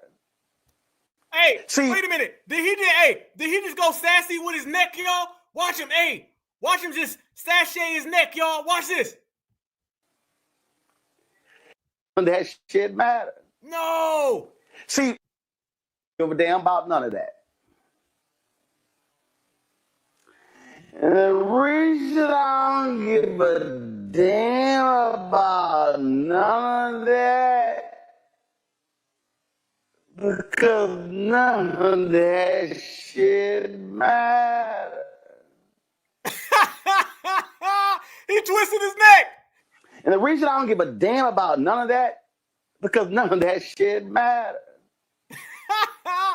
See, roll up, Roland. The reason I don't give a damn about none of that, because none of that shit matters. Damn, family. So we went from swollen rolling to now we got fruit rolling roll up. Easy. That's what it is, fam. Oh, they out there having a hell of a battle. And that's what happens, fam. That boy, his neck went like this. Well, his head went like this. Because, yeah, you know what I'm saying? I seen his head, but the neck was MIA. So it is what it is. All right? MIA. Missing and 8. Listen, fam. These individuals know that foundational Black Americans are in control. This is the after effects of last year. This is the result and the display of Black Americans winning. These people are battling left and right. They know what it is. Time is up for these folks, and they're crashing out. And we ain't forget about y'all. Charlemagne, fam, I need y'all to help me out now. Because what Charlemagne gonna do, Charlemagne wanted to talk like Tariq for a minute right there and think that we was gonna be like, oh, Charlemagne, hold it down now. No, Charlemagne, fam, I need y'all to let me know. Is that bleach right there, family? Is y'all seeing some bleach on Charlemagne? Is Charlemagne out there swimming in bleach? Because that look real funny style. Fam, he look like he's got bleach and biscuits. All right? This look like bleach and biscuits. How in the hell is your afters way different than your befores? We got some serious questions about you as well there, Charlemagne the fraud. Because what you doing is you trying to act like the Democratic shield that's going to mimic foundational Black American grassroots talking points. Yeah, you think you gonna mimic what FBA been out here saying and then flip it. Nah, bruh. I see what you're trying to do. I see what you're trying to do. It ain't gonna work.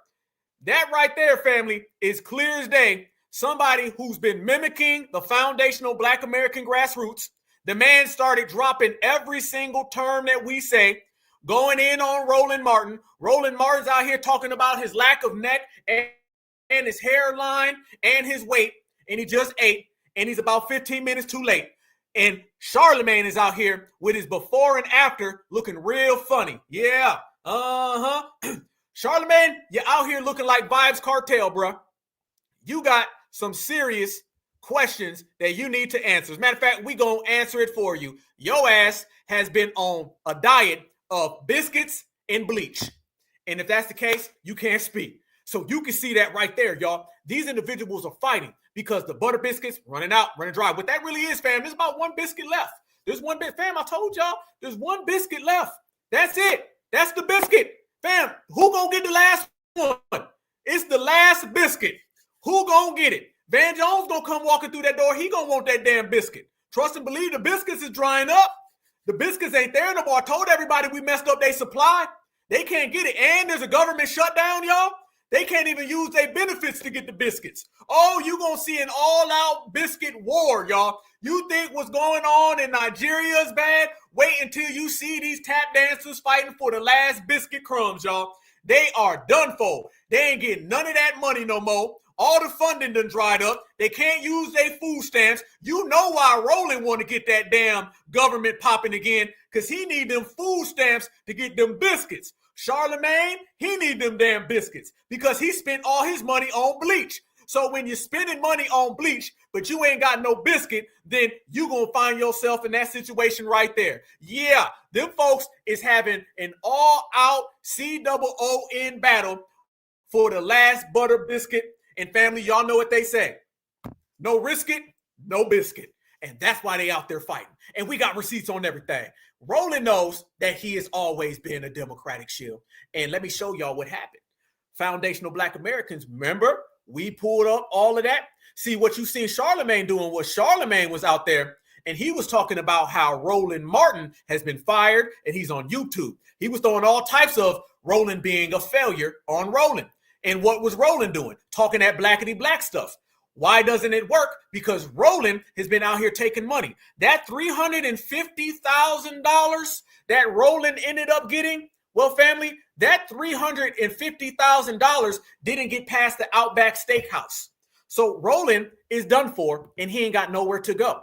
So when there's no more biscuits, you can't buy none, you're out of time, you're out of luck, your luck is down bad, and foundational Black Americans are still sitting on the couch, you're going to end up with these battles and these feuds and this fighting because they are a bunch of COONs and the plantation is gone in the wind.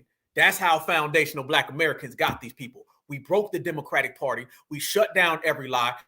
I've already displayed and put on the table with receipts everything that they were saying about a blue wave, about immigrants, about the North, about the South, about all of these different hubs. All that's cap. The only thing that's real is what we say. We always right. We always correct. If we say you ain't got no neck, then we're correct. All right. And he ain't got a neck. If you do got a neck, you're about 15 and we can't tell him. All right. It ain't supposed to look like a stack of quarters. That's how it is. And when we say that you've been out there swimming in cake soap, you have been. So you're dealing with a person with no neck and then a person with cake soap.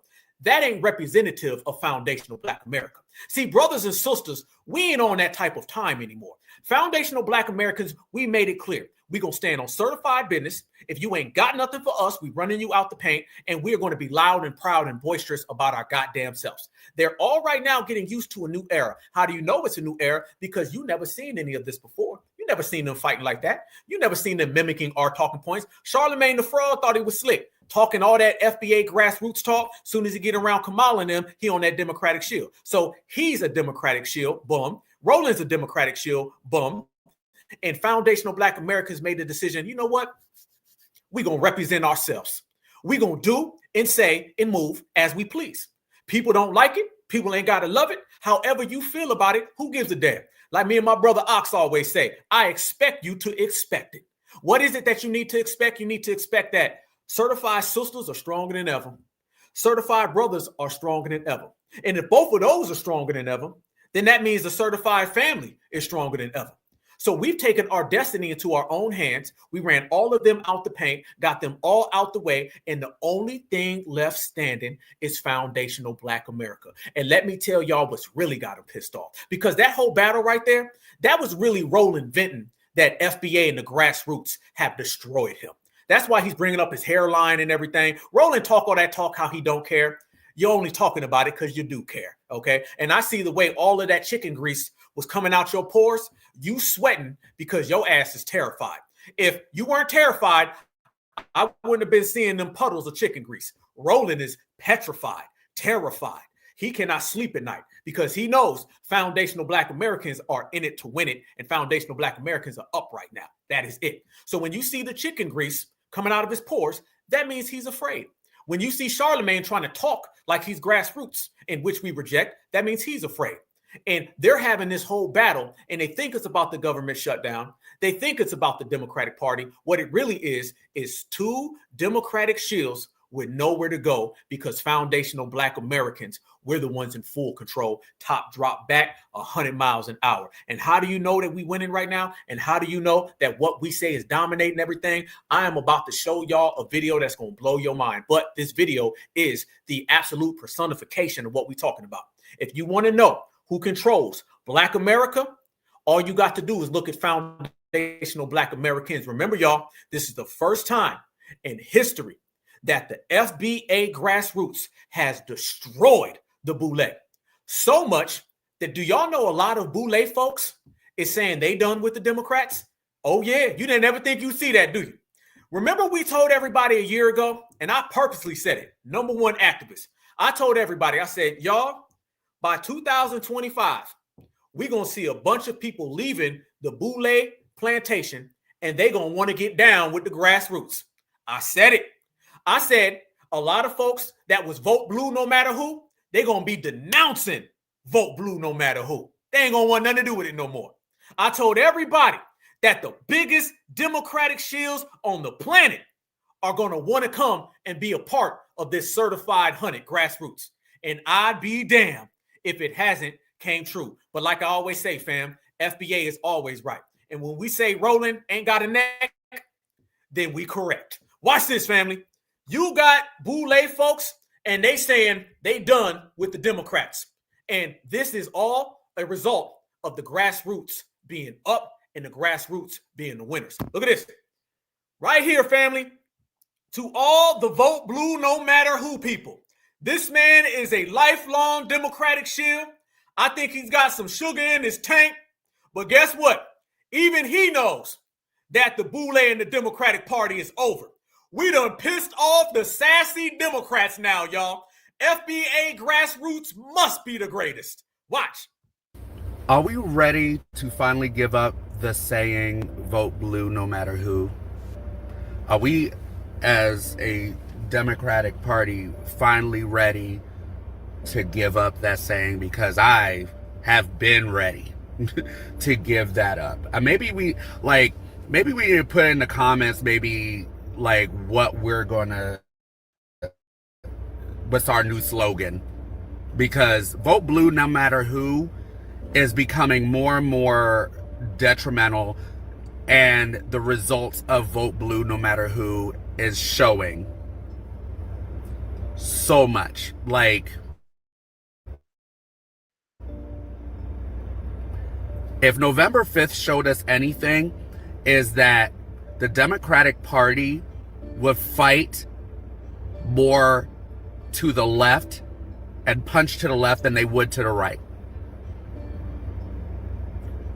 Which is crazy. They will punch more to the left than to the right.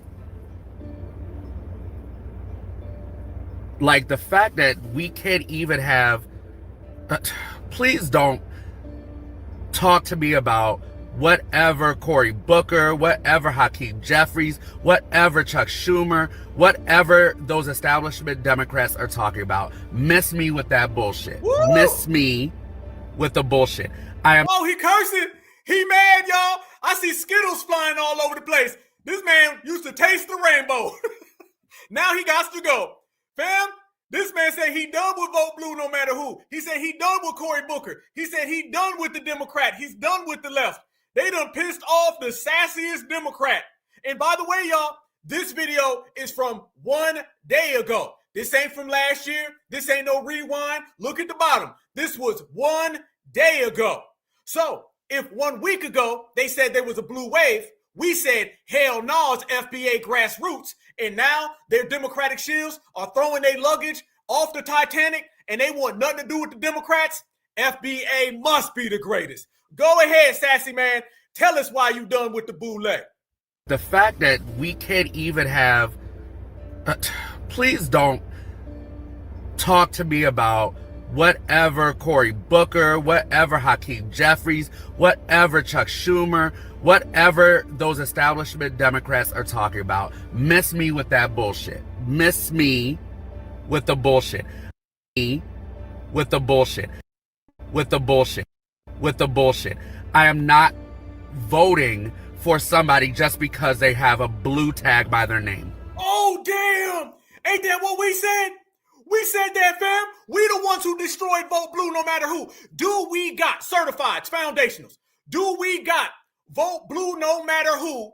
Boule Plantation Democratic bucks saying they're no longer voting for somebody just because they got a blue sticker? Oh, that's detrimental. Oh, that's scary. That's frightening to the Democrats. Oh, Democrats don't want to hear that. That's their worst nightmare. Is this why they spent all of those millions of dollars trying to get those immigrants to replace us? Is this why they was paying Roland Martin $350,000 in French fries to get us to vote for Kamala? Is this why they told us that Barack Obama is a black American, but really he ain't? Is this why they tell black Americans that we gonna get deported so we can stop this from happening? Well, foundational black Americans ain't getting deported, but your Democratic shields are saying they no longer voting blue no matter who. Looks like we won that one again. Voting for somebody just because they have a blue tag by their name. Are they bought and sold is my question. Have they been bought by corporations? That's my question. Because all of those senators that cross that aisle are bought and sold. All of them. Bought and sold. And it's not by the people. And don't think, Chuck Schumer, we do not see this for what it was. You voting no did not mean you actually voted no. You just found 8 senators who could vote yes because it's not their election year, so you could vote no, and your other comrades could vote no, so it looks good in 2026 when you're up for re-election. Let's cut the bullshit, okay? Don't act like we don't see it for what the fuck it is. He get mad. Vote blue, no matter who, is dead. Damn. Is over. It has been over for me. I'm just trying to figure out when is it over for y'all. Like, I have been away from that shit. Like, there is no middle ground centrist bullshit. The Republicans are voting Republican every single time. Every single time. Without question. The fuck can we not get and hold the line? We cannot hold the line. I need some people to motherfucking hold that damn line. Damn. Y'all know when you're winning is when you got Mr. Skittles bag and he ain't grinning. He pissed off. He upset.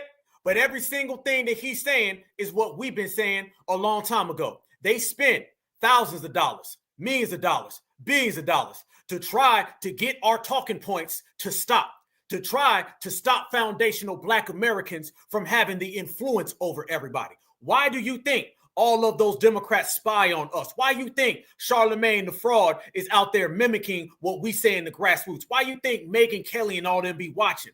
The reason why is because foundational Black Americans are the certified 100. What we do, family, we influencing too many people. See, they always worrying about influencing young children. No. The kids are following what we say because we fly like that and we speak it to them and they relate to us.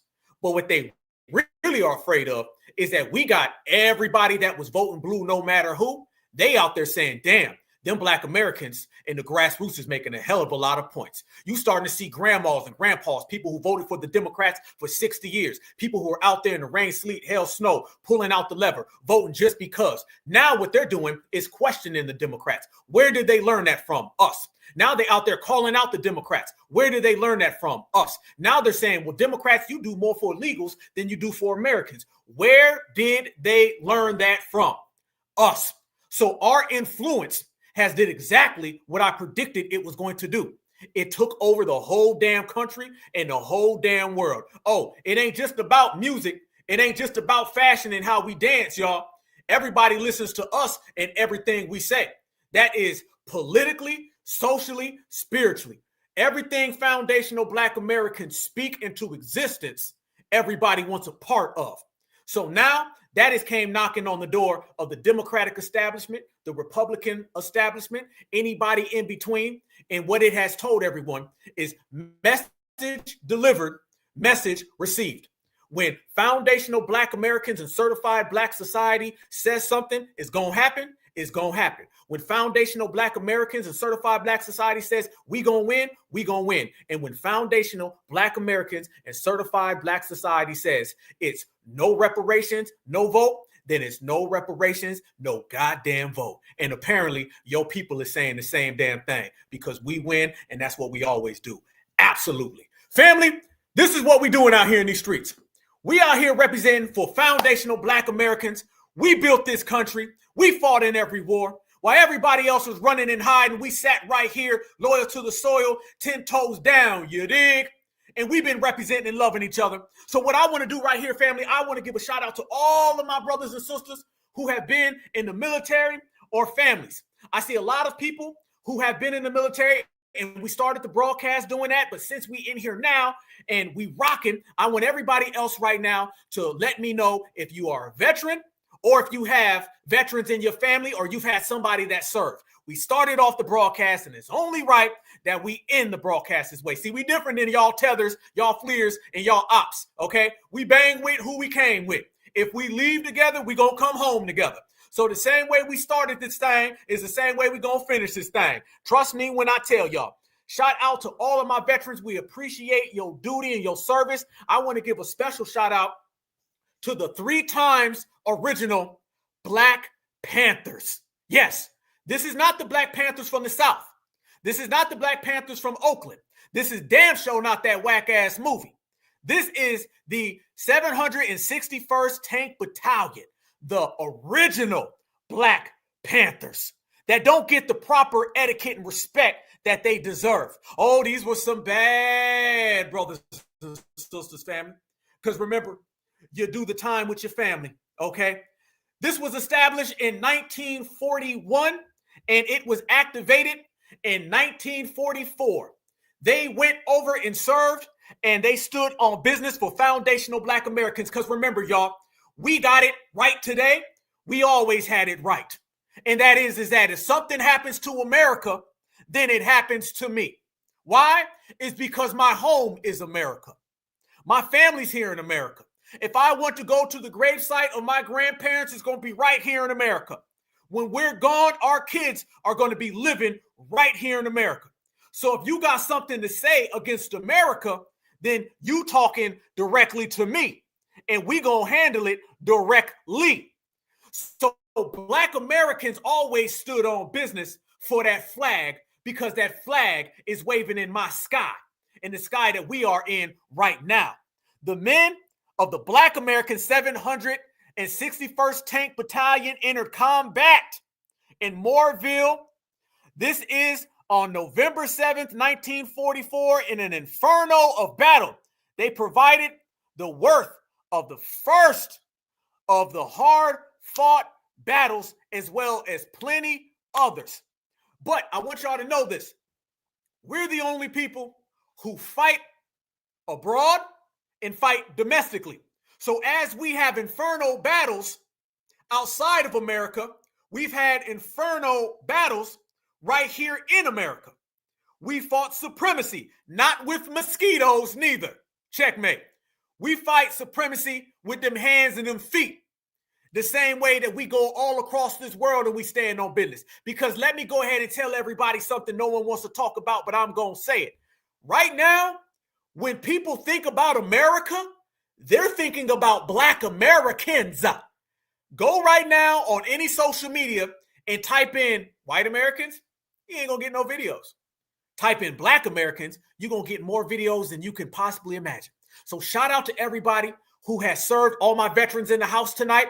I send you the biggest certified salute from the Black Alpha Network. And I'm going to send nothing but love to everybody, whether your dad, your mom, your aunts, your uncles, because to let everybody know, either we have been in the military or we've got family that was in the military. We've served in every single battle. You name them. All of our good brothers and sisters have been down and about it. Neely Fuller was in the United States military. Geronimo Pratt, the United States military. The great living legend, certified salute, Bobby Seale, was in the United States military, as well as a plethora of other names and faces that will not be seen or heard, but their duty absolutely represents us, fam. They don't like it, y'all. They don't like it, family. But we love it, so who give a damn what they say, right? Yes, indeed. It's good being bold. It's good being brash. It's good being number one. It's good standing on business, all right? When you a certified brother, certified sister, you can smile right there, fam, because you know you right with it. And you also know one thing, fam, and I'm going to tell y'all this right now, and I'm going to say this, and I've been saying this for years.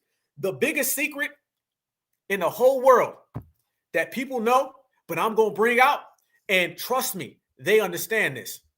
If everybody woke up tomorrow and there were no Black Americans in America, trust me, every single country on the planet would invade. What's the one thing that stops all of these other countries from invading America? You name them, y'all. You go to Middle East, you can go to Russia, you can go to China. They'll pop like this all damn day long. But what's the one thing that stops and prevents anybody from invading America. It ain't your missile defense system. It ain't your Navy. It ain't all you folks running around here with your guns in the government. The thing that stops everybody from invading the United States of America is simple, and you can find it in 3 letters. FBA.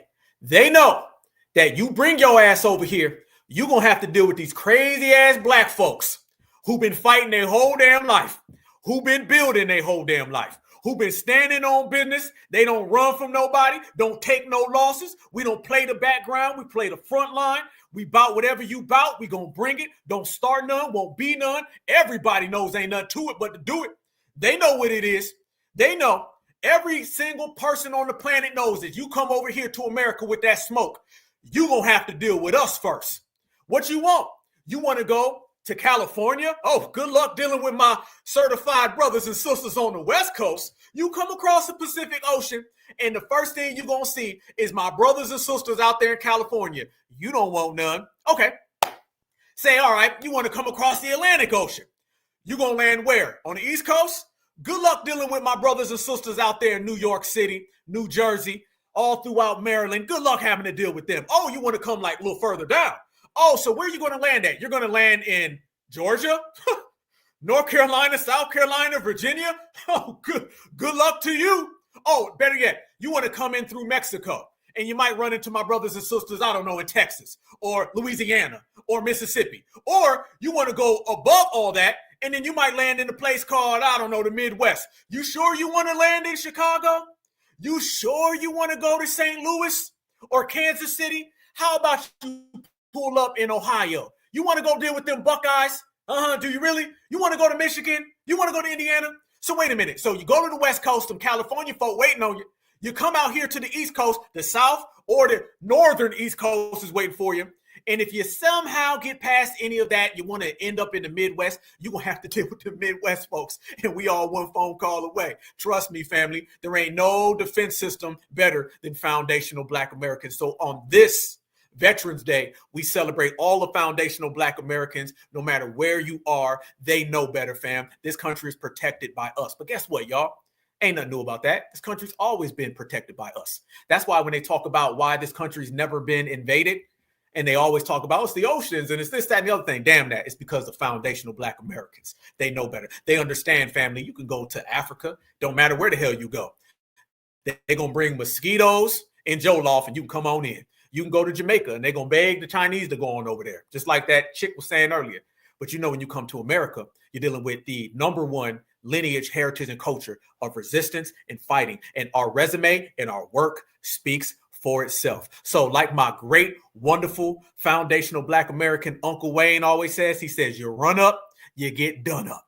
So certified salute to all of my soldiers. Certified salute. We appreciate your service. I don't give a damn what nobody else says, fam. We right now are at a point in time where we self-promote and we say what we want to say, and our voice is the loudest. So if we say shout out to all the soldiers, everybody else has to feel it because foundational Black Americans are out here represented. So shout out to all of them. Shout out to all of you. Much love and respect. I appreciate y'all. Shout out to my dad, straight military all damn day. Everything we do right here on the Black Alpha Network, certified. So a lot of people won't talk all of that stuff. All right. But if y'all know, fam, Green, Army Green, certified salute. Fam, let me tell you something. Certified salute has replaced power to the people. You see somebody saying power to the people, fam, that's Republicans be saying that. You be seeing liberals talking about power to the people, feminism, all that power to the people, that's gone. That's old. Certified salute, that's the new power to the people. And we send certified salutes everywhere. I done been in movie theaters, people yelling it. I done been on stage, people yelling it. I've been walking down the street, people yelling it. And we send a certified salute. But certified salute is a homage to our foundational Black Americans who have all put in that work, who have all done the duty, done the real grinding, you know what I mean? The real things out there. And the more our brothers and sisters stand on business, the more we stand on business, the more we hold it down. It's what it is. There's nothing better than to greet a fellow certified sister or certified brother, or even one of our certified babies. There's nothing better to see them and, hey, I send you a salute. That's love right there. Oh, that's love right there. All right. Power to the people. Well, who are the people? Mexicans, Puerto Ricans, Jamaicans, certified salute. That's us, because there can only be one certified, and that's if you of the lineage, man. So if you ever see me out and about, I ever see y'all out and about, or if you ever see another foundational Black American out and about, fam, when you see them or you dap them up or whatever you do, the first greeting, send them a certified salute, man, and they'll salute you back, and everybody will know that our army is stronger than ever, military style. Appreciate the love, y'all. It's been another beautiful broadcast. I appreciate all of y'all. We moving in all of this new energy, all the old energy. We ain't even got to move it out. It's already gone. It's dried up. It's over with. Foundational Black Americans, we out here holding it down, man. And I'm going to end this broadcast, man, and tell y'all I love y'all with a passion. I love y'all more than anything. I appreciate everything that you guys have done for me, everything that you guys have said to me. I read all the emails, certified salute, straight up and down, man. I appreciate the love. I'm telling you that, man. Much love and respect. A lot of people going to like you. A lot of people going to feel you, man, but I love you guys, man. My whole world is y'all. My whole world. So I appreciate everything. I wake up and I breathe this foundational Black American love, man. God put me in a position to speak to you guys, and in return, man, our love is just so strong. So we out here winning. We out here moving, man, and we moving everybody else out the way, man. When you FBA, you on top, and everybody else, they just looking up. That's how we do. But just how I started off this broadcast, I'm going to end this broadcast, and I send this to everybody out there. Me, Black Alpha 16, reporting for duty, certified salute to all of my certified foundational Black Americans, beautiful people. Peace and love, peace and love, peace and love. And always remember, no matter where you go, no matter what you do, no matter what country you're in, no matter where you step in, no matter where you walk in, and you're walking with that FBA bop, just know, family, that Black is beautiful, and beautiful is always Black. Peace and love. Free Huey.